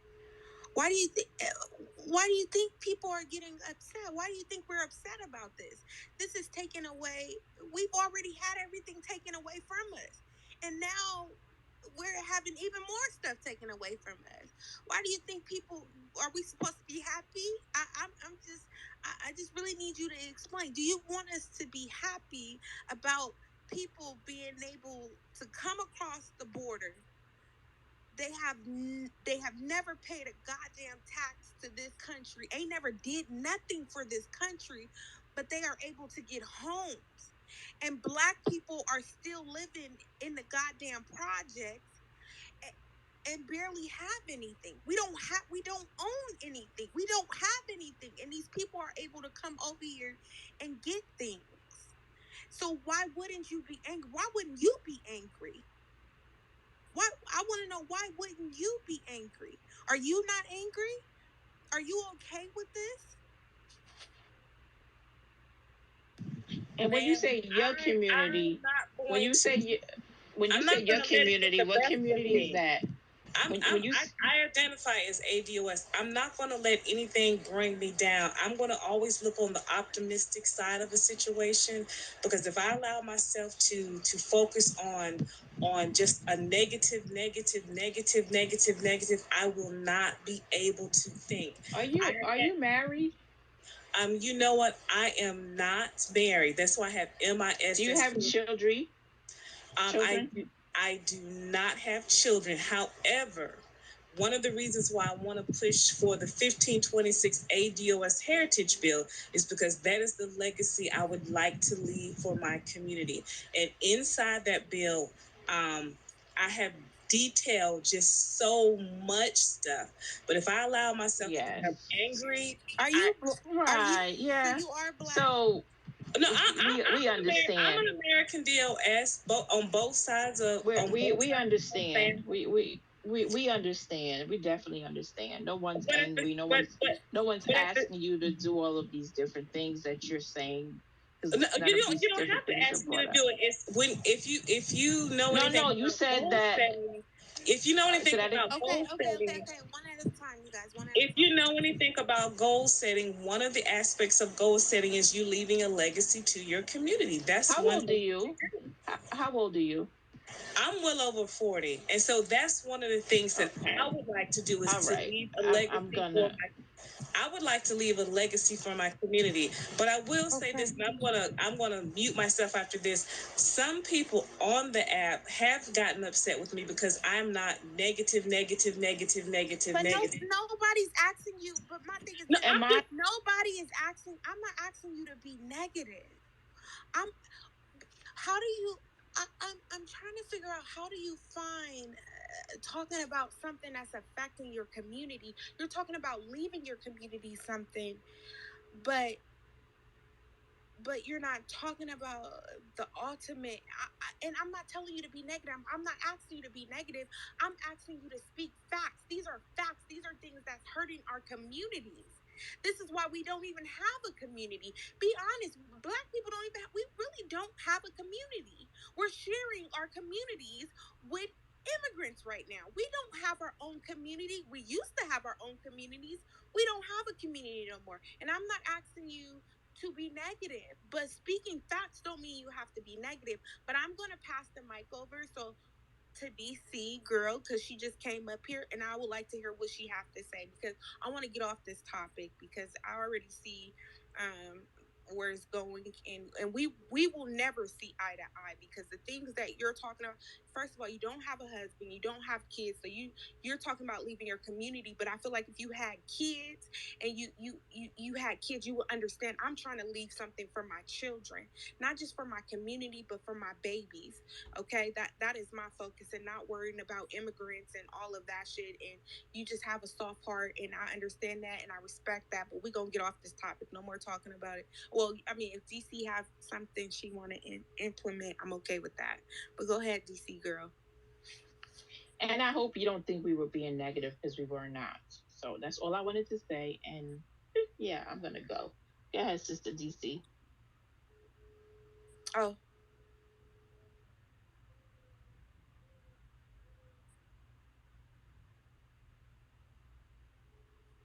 Oh, she got down. But yeah, I just don't want to talk about that no more because that just was causing a lot of issues. But is there anything else you would like to talk about, Clarice or Miss?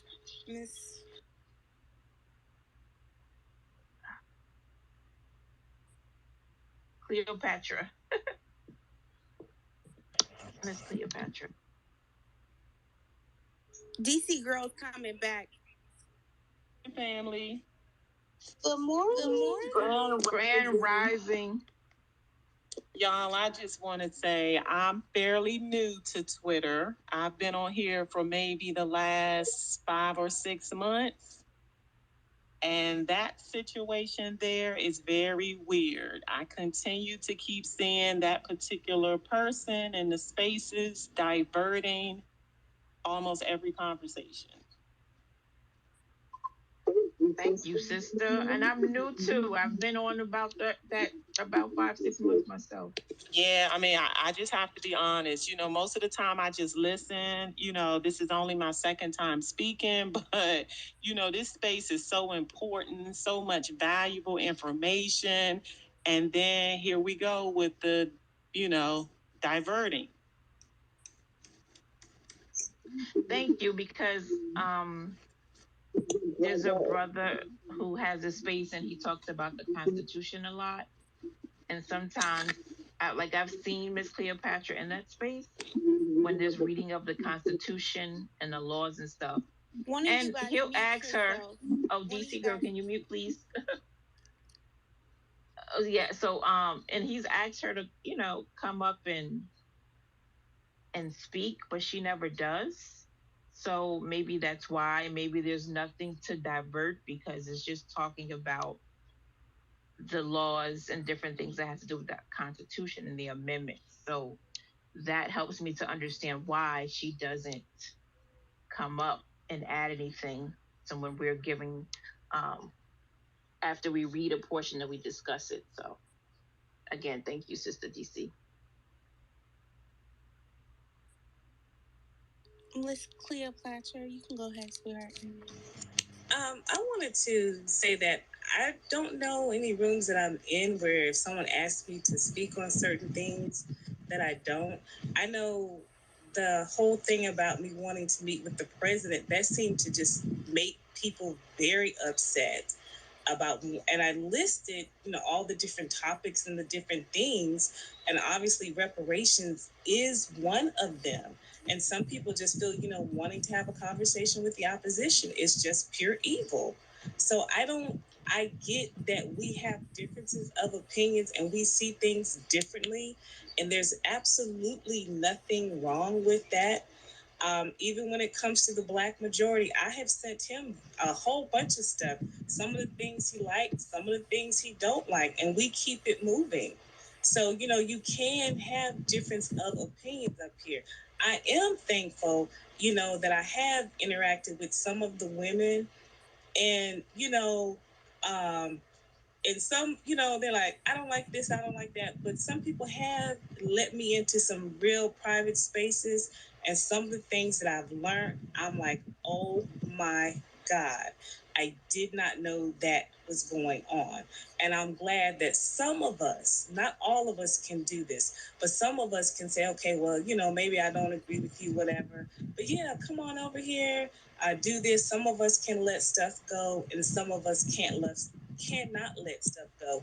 And I'm not going to kind of like take any of this personally, because I'm just not going to do that, because I'm very clear on what my position is to advocate for my community, to work with women, because I know the situation that happened when I was growing up with how my mother behaved, and it just got a real interesting in that regard. But for women who can, say, hey, yeah, let it go. I am grateful that someone did allow me into a space, and I'm learning tons of stuff. And she acted like she was real hostile with me, and she was angry with me. And she said, well, don't send me anything. And I didn't do it. And then she sent me a link, and the rest is history. Okay, so yeah, we don't know what you're talking about, but definitely it's just an example.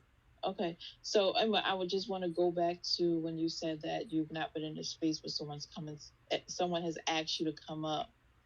The spaces are recorded. Okay, so next time when you enter the space that I am always in with the brother, and we talk about the Constitution, and I see you in that space, or he asks you to come up, please remember, because it's happened more than one time. And again, his spaces are recorded. And I land. Go ahead, Sister DC. But I have something to say to that. Sometimes people may want me to say certain things. I may not have anything to contribute. I think I do know the guy who you're talking about in the Constitution. And sometimes when I'm on this app, I actually do fall asleep. So, I don't know what else to tell you about that. Yeah. Yeah, I'm gonna go. Ladies. No, don't Brother leave Black. me. Don't leave me, Curry. Just mute your mic. Don't leave me. Oh, she left already. She left now. Go ahead, DC.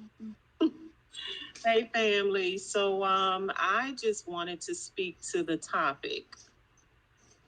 100% Black unity or mutual respect? What's more important? Mutual respect. We don't have to have unity. We don't need to have unity with everybody. But it is more important for us to have mutual respect, to give the same energy that's given to us. I agree 100%. I like you said that, the same energy. Yes. Because we'll never have, like they was talking about earlier, we'll never have 100% Black majority. Okay, just like you just seen, we will never all be on the same. We will not all be on the same code. We're not all on the same code. Let's be honest. We have a lot of coons among us. We got a lot of people that I don't know what the fuck going on. Mental health is yeah. I don't know, but yeah. So we just have to remember that we won't all be 100%. It won't never be 100%. Unfortunately, I wish it could be, but it'll never be.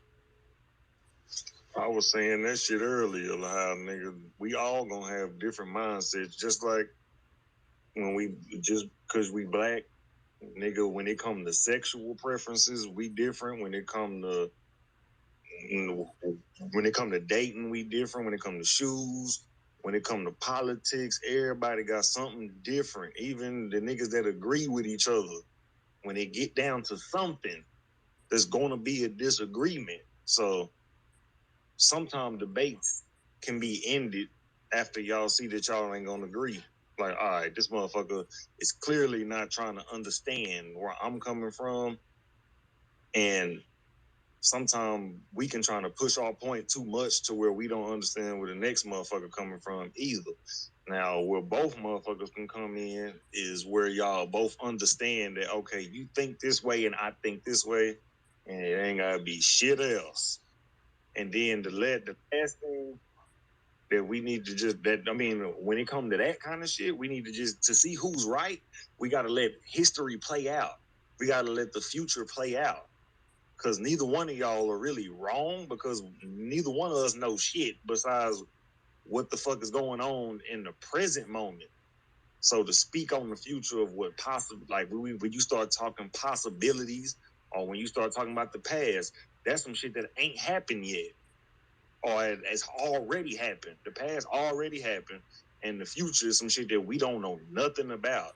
So when it comes down, this is how I stay out of arguments with people or debates with people that don't agree with me. It's just simple. All right, you ain't listening to the motherfuckers I listen to, and I'm not listening to the motherfuckers you listen to, and we gonna stick it right there. Then when it comes to the crossing the sand, when the battlefield is really on, that's when the motherfucker. That's when we gonna see who was correct about the shit. That's what I be waiting on. When the war get to cracking, and I ain't talking about shooting, blood spill. We talking about the war that's already going on. Mental warfare, physical, spiritual, nigga, mental, all that shit. Psychological, whatever you want to call the shit. They had war with us in all aspects. Physical shit is like number 5 on the fucking list because they don't want to get that action with black people. So they got to come at us mentally. They got to come at us through the heart. They got to come at us through like manipulation tactics. So some of this shit that some of these talking points that we got, some of these white people done threw that shit out there for us to have the talking point. And I ain't saying which talking point, but I'm just saying real nigga shit. It's just we ain't going just to talk to enough point. We not going nigga. Nobody's gonna understand foundational Black Americans the way we do, because we know we got here getting fucked over. We living through this shit, and we done seen immigrants. We done seen all motherfuckers of that ain't our color. Then turn they back on us, and that's all I got to goddamn say. Well, thank you. No, that's some serious stuff right there, though. For real, like we. It's sad. I really wish we could all be on code and we could all work together for the common goal. You know what I mean? But we just won't. We just and we shouldn't. We really shouldn't have argued. I mean, we shouldn't have went back and forth so long. We went back and forth so long with this young lady, and you know what I mean. I know we it's just not our place. You know what I mean? She gonna believe what she wanna believe. We have so many different religions. People believe in different religions, and no matter how much we try to beat into that person, maybe your religion is never going to be like that. Just as long as you on code and you know what you are fighting for, that is the most important thing. You know what I mean? Because you got to remember during the civil rights movement, it wasn't all black people that were out there. There was a lot of black people that were not was not on code and not about it. They didn't want to be a part of it. They didn't want nothing to do with it. They, you know what I mean? They because we've been stuck for so long. You guys got to remember that we've been stuck for so long, and we have been living amongst these people. Some of these people have procreated with, they got kids with these people now, they living next to them, they got friends, they're friends with these people, but all it's going to take is for something to happen, okay, and then they will jump on code, okay, because right now these people they just don't want to get into that because it can cause a serious issue, because we already seeing it's causing a serious issue. If you look on Twitter spaces, we got people that are actually immigrants, and they are coming out against us and calling us hate groups for us wanting to delineate ourselves and wanting to separate ourselves, and for us to worry about us now. We are the only group. Any other group can try and delineate themselves from us, and we don't go around calling them hate groups. Okay.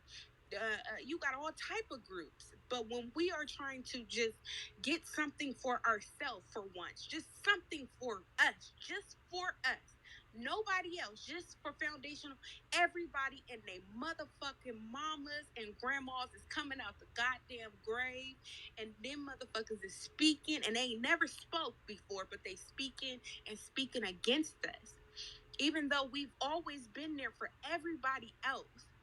I am okay with being selfish. You can call me whatever you want to call me, but I love my people and I want something for my people. I want something. I want back some. We need land. We don't even have anything. Most foundational Black people, we don't even have shit to leave our kids. What we leaving them? A life insurance policy? Perfect. Perfect. But you got to think about it. A lot of foundational Black people, some of them got more than one kid. You know, they got, and they ain't gonna be able to leave them. It's just not right. That's all. It's just wrong, and it's wrong for people. If you are a foundational Black American, it's wrong for you to not be for your people. I'm sorry to say this, and I know we will not all be on code, but you better get your ass on code, and you better get your ass on code fast, okay? Because then people don't care about you. Yes, they gonna smile in your face. Yes, you work with them. Yes, you didn't went to their house for dinner. Yeah, they didn't came to your house for dinner. But let me tell you something. When it gets hard, you better be careful, because these immigrants, they will turn on our ass and be over there with the white people fighting us. They will be against us, okay? If it come between them and their livelihood, and that's how you have to think about this. This is our livelihood that we out here fighting for right now. And I don't mean a physical fight, okay? Because we're recording. I'm not talking about physical fighting. I'm talking about we are out here. We are fighting everything by ourselves, and nobody is coming to our aid. It's only us coming to our own aids together. So if you don't get on code, please get on code with us. We need you to be on code with us and love your people. Okay? I'm not saying that you have to hate anybody. We're not telling you to hate these people.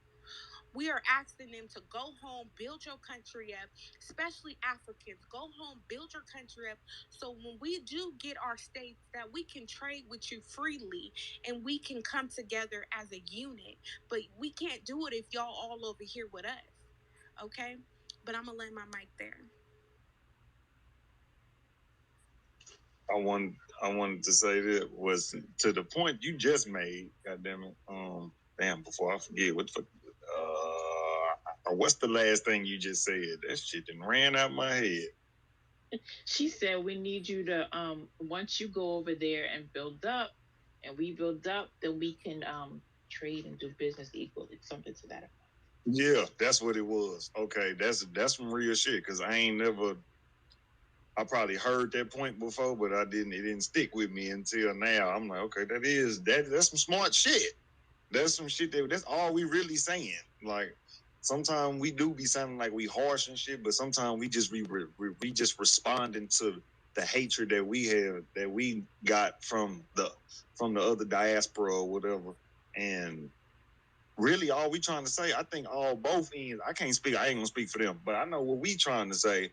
We trying to just say, nigga, hey, everybody, all Black niggas really need to go to the land that they represent and try to get some kind of control over this shit. And that's all we saying. So we ain't saying, yeah, nigga, leave and go back home and be poor. It ain't no shit like that. It's like, nigga, do you not know we'll be a bigger force if we was hitting from all aspects of the earth? Not literally, not all us over here in America. And then we all got different mindsets. And then the white man know, oh, I can go get the Jamaican to go against this nigga. And it's going to always, we're going to be just like Whitey again. It's going to be a big ass war against Jewish, Irish. What's the other white motherfuckers? Italian. Goddamn, who else? Nigga, rednecks. Spaniard.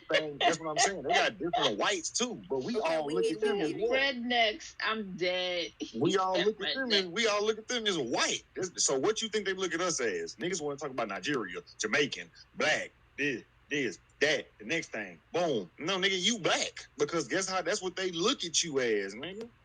And that's why I ride with black, because when I go my ass to jail, and if the police don't bother to ask my fucking race, they gonna circle back. Nigga black. What is your race? What? I'm a nigga. What is? Shit. No, what is? Oh my gosh! Thank you for bringing the humor. But what is? Oh my gosh! I can't. Oh shit! You gotta send it again, Black Majority. Sorry. What is your? Send it again. Send it again. What? Okay, I got questions. Okay. Dad, you said something. Oh, that's what it was. I have questions and statement. I was going I was gonna say. Hold on, very fast. Black Majority, you heard me. You gotta send it again. I accidentally denied it by accident. Go ahead, Kareem. Go ahead. Okay, so, what is your race? 2, are you a mental health? I was looking at your profile and it says mental health. So, are you a counselor?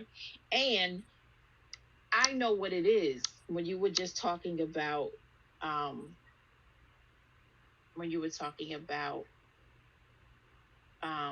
we all look at them as all one. And I think over here, those of us that are Freedmen /ADOS/FBA. We gotta figure out how to make that one word. Anyway, because I think those of us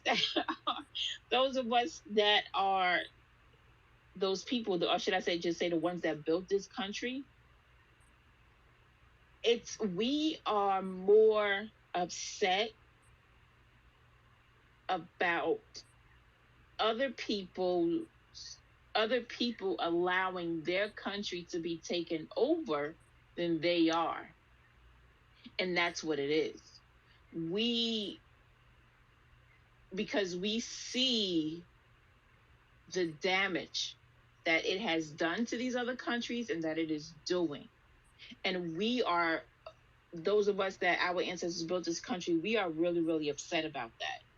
And so that's why we're always advocating for them to fix home. And because we know as soon as that's done, like you just said, brother, it's a wrap. I mean, it's going to be a wrap before then, but it's definitely a wrap. And that's what it is. We're so disgusted with what we see going on in other places, not just here, but we're angry about it. We're tired of it.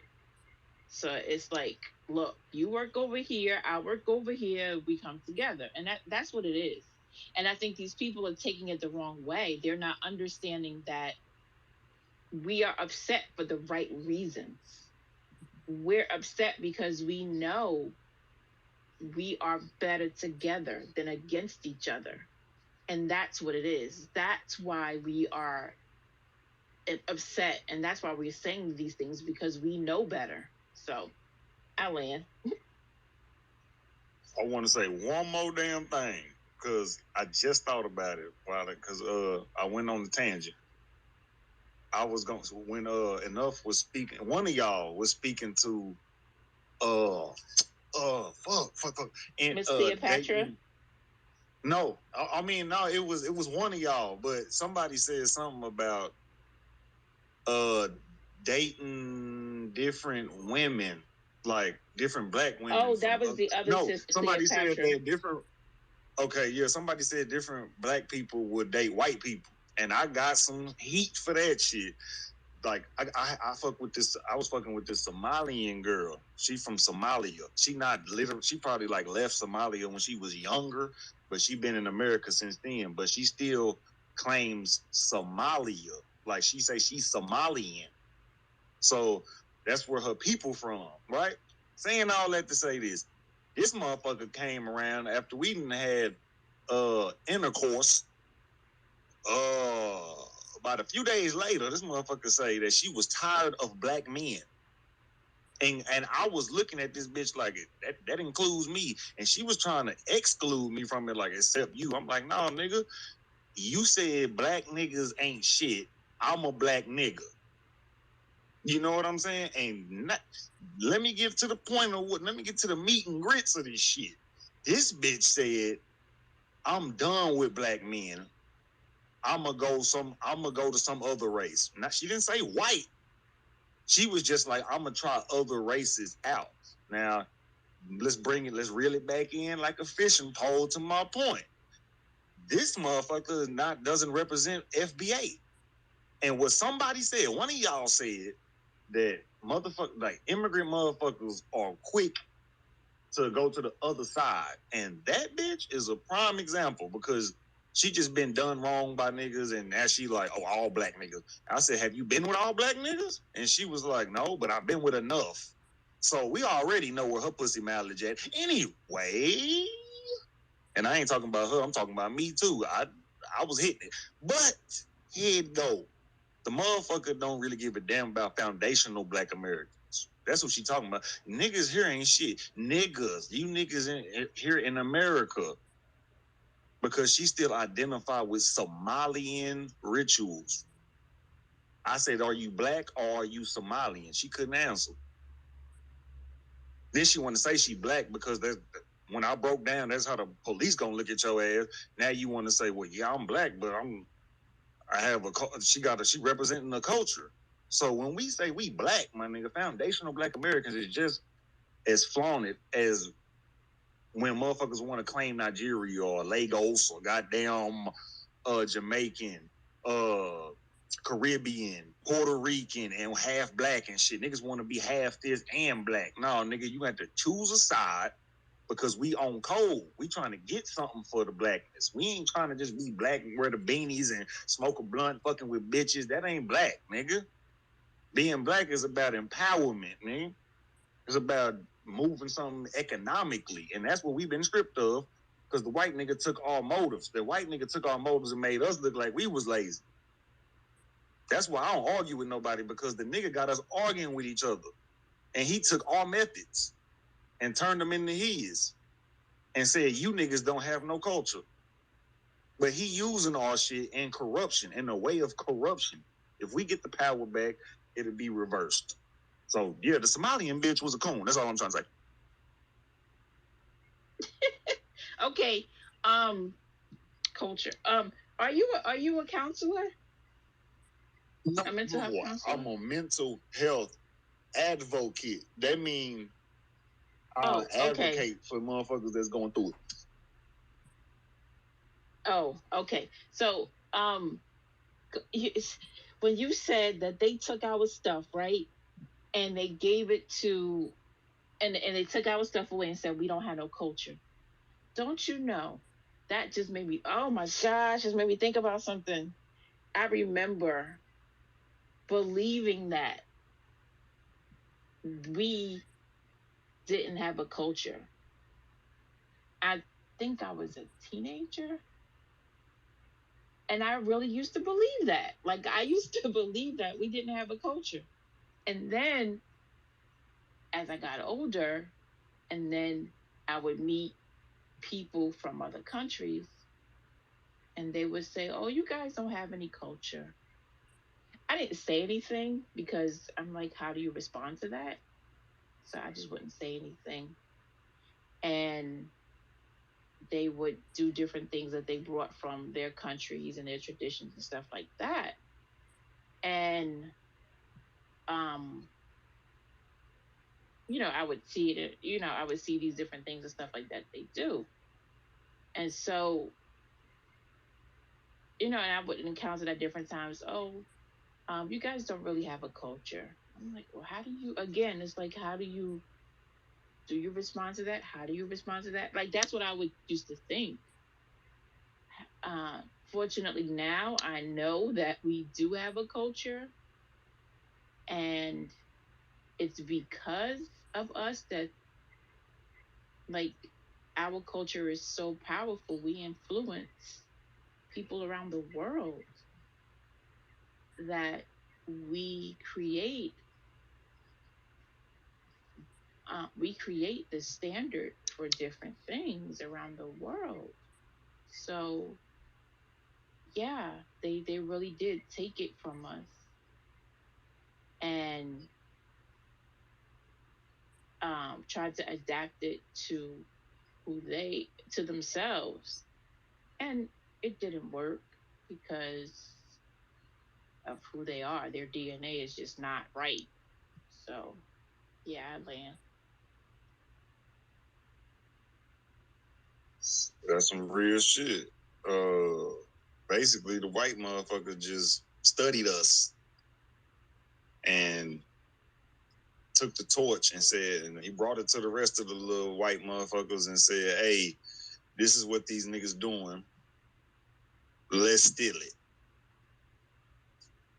And goddamn, they stole it, and they actually distributed it to different white motherfuckers who distributed it to lost black motherfuckers, which ended up being like, which I don't know how, if black niggas was so on code back then, like how motherfuckers try to make it seem, the transatlantic slave trade wouldn't even have happened, and that shows the influence of a white motherfucker, because I think all he came through and said, and I'ma just assume the nigga came with some kind of bargaining goods. I ain't gonna say money or none of that. He came with some kind of bargain, and they was like, niggas is worth dying for that. So that's how I want motherfuckers to think about the average human, no matter what color on this earth.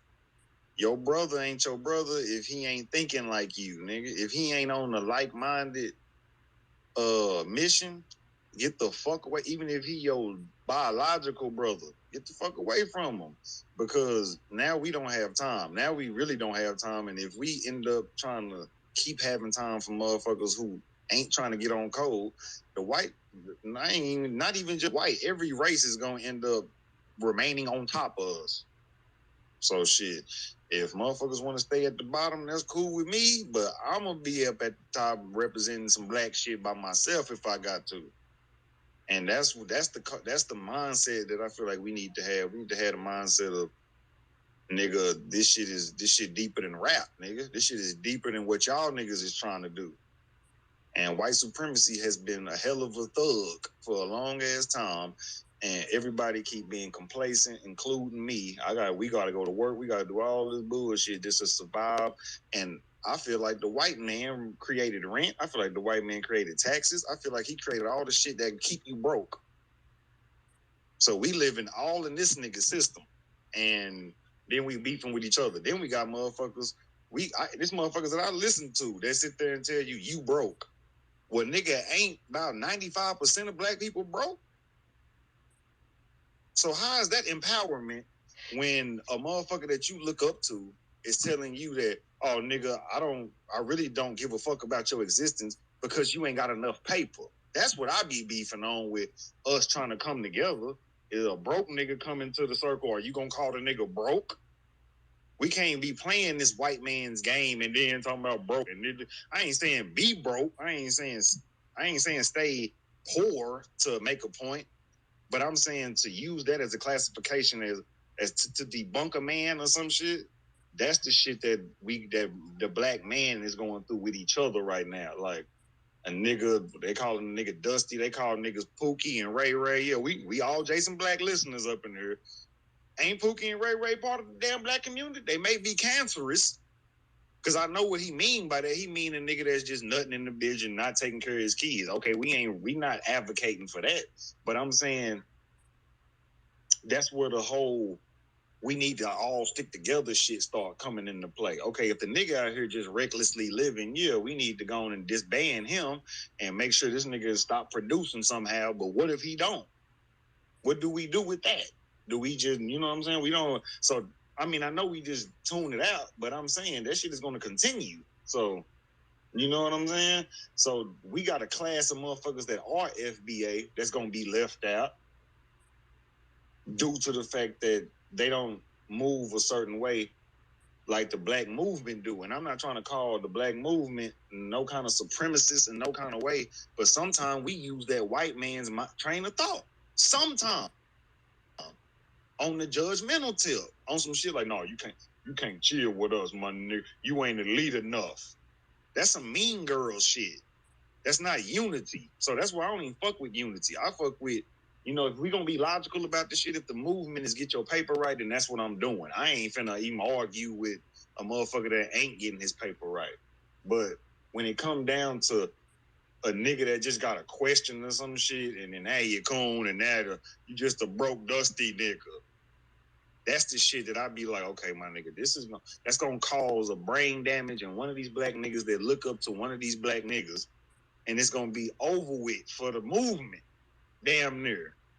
Now, if the universe want the movement to happen, it's gonna happen. But I just feel like we still got some white supremacists inside of our own movements that we need to kind of erase or we need to re-edit the shit, because we moving like them sometimes. Some of them, all the judgmental shit, the going to war, the money over everything type of shit, and that's how they move. They move like that. They move dirty. They don't know how to wash their own ass. That's what we getting to next. If y'all keep on goddamn playing, niggas gonna be out here lost. Yeah, that's true.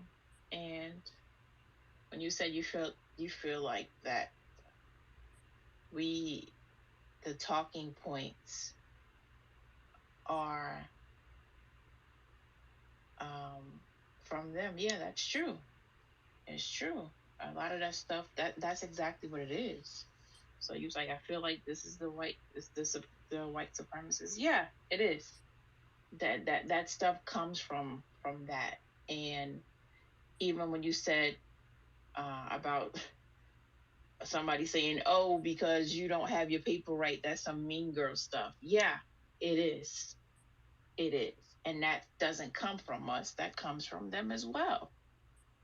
So definitely that's it. And you also talked about how, someone can say something to someone else and it's a person that they look up to, whether it's a man or a woman, and the person that's receiving that message, yeah, it can mess them up mentally, emotionally. And that's something that we got to be aware of, because we have to heal from all of the trauma that's been inflicted on us through no fault of our own. But yeah, that's one of those things where somebody will say something and it's like, that you messed them up. It won't be it for the movement. However, that person right there is one less person that we have in this movement. So it's not going to mess up the whole movement, but again, it's just damage. It's sticking under this thing that you said about these points or different things we say comes from them. And it's like, yeah, whatever was said to that person came from them, came from not us, not our community, them. So I land. And I'm gonna go. Yeah, I've been on here all night. But thank you so much. It was a pleasure talking with you, brother. And I'm pretty sure I'll see you in another space. Much love. Yes. Peace, love, reparations.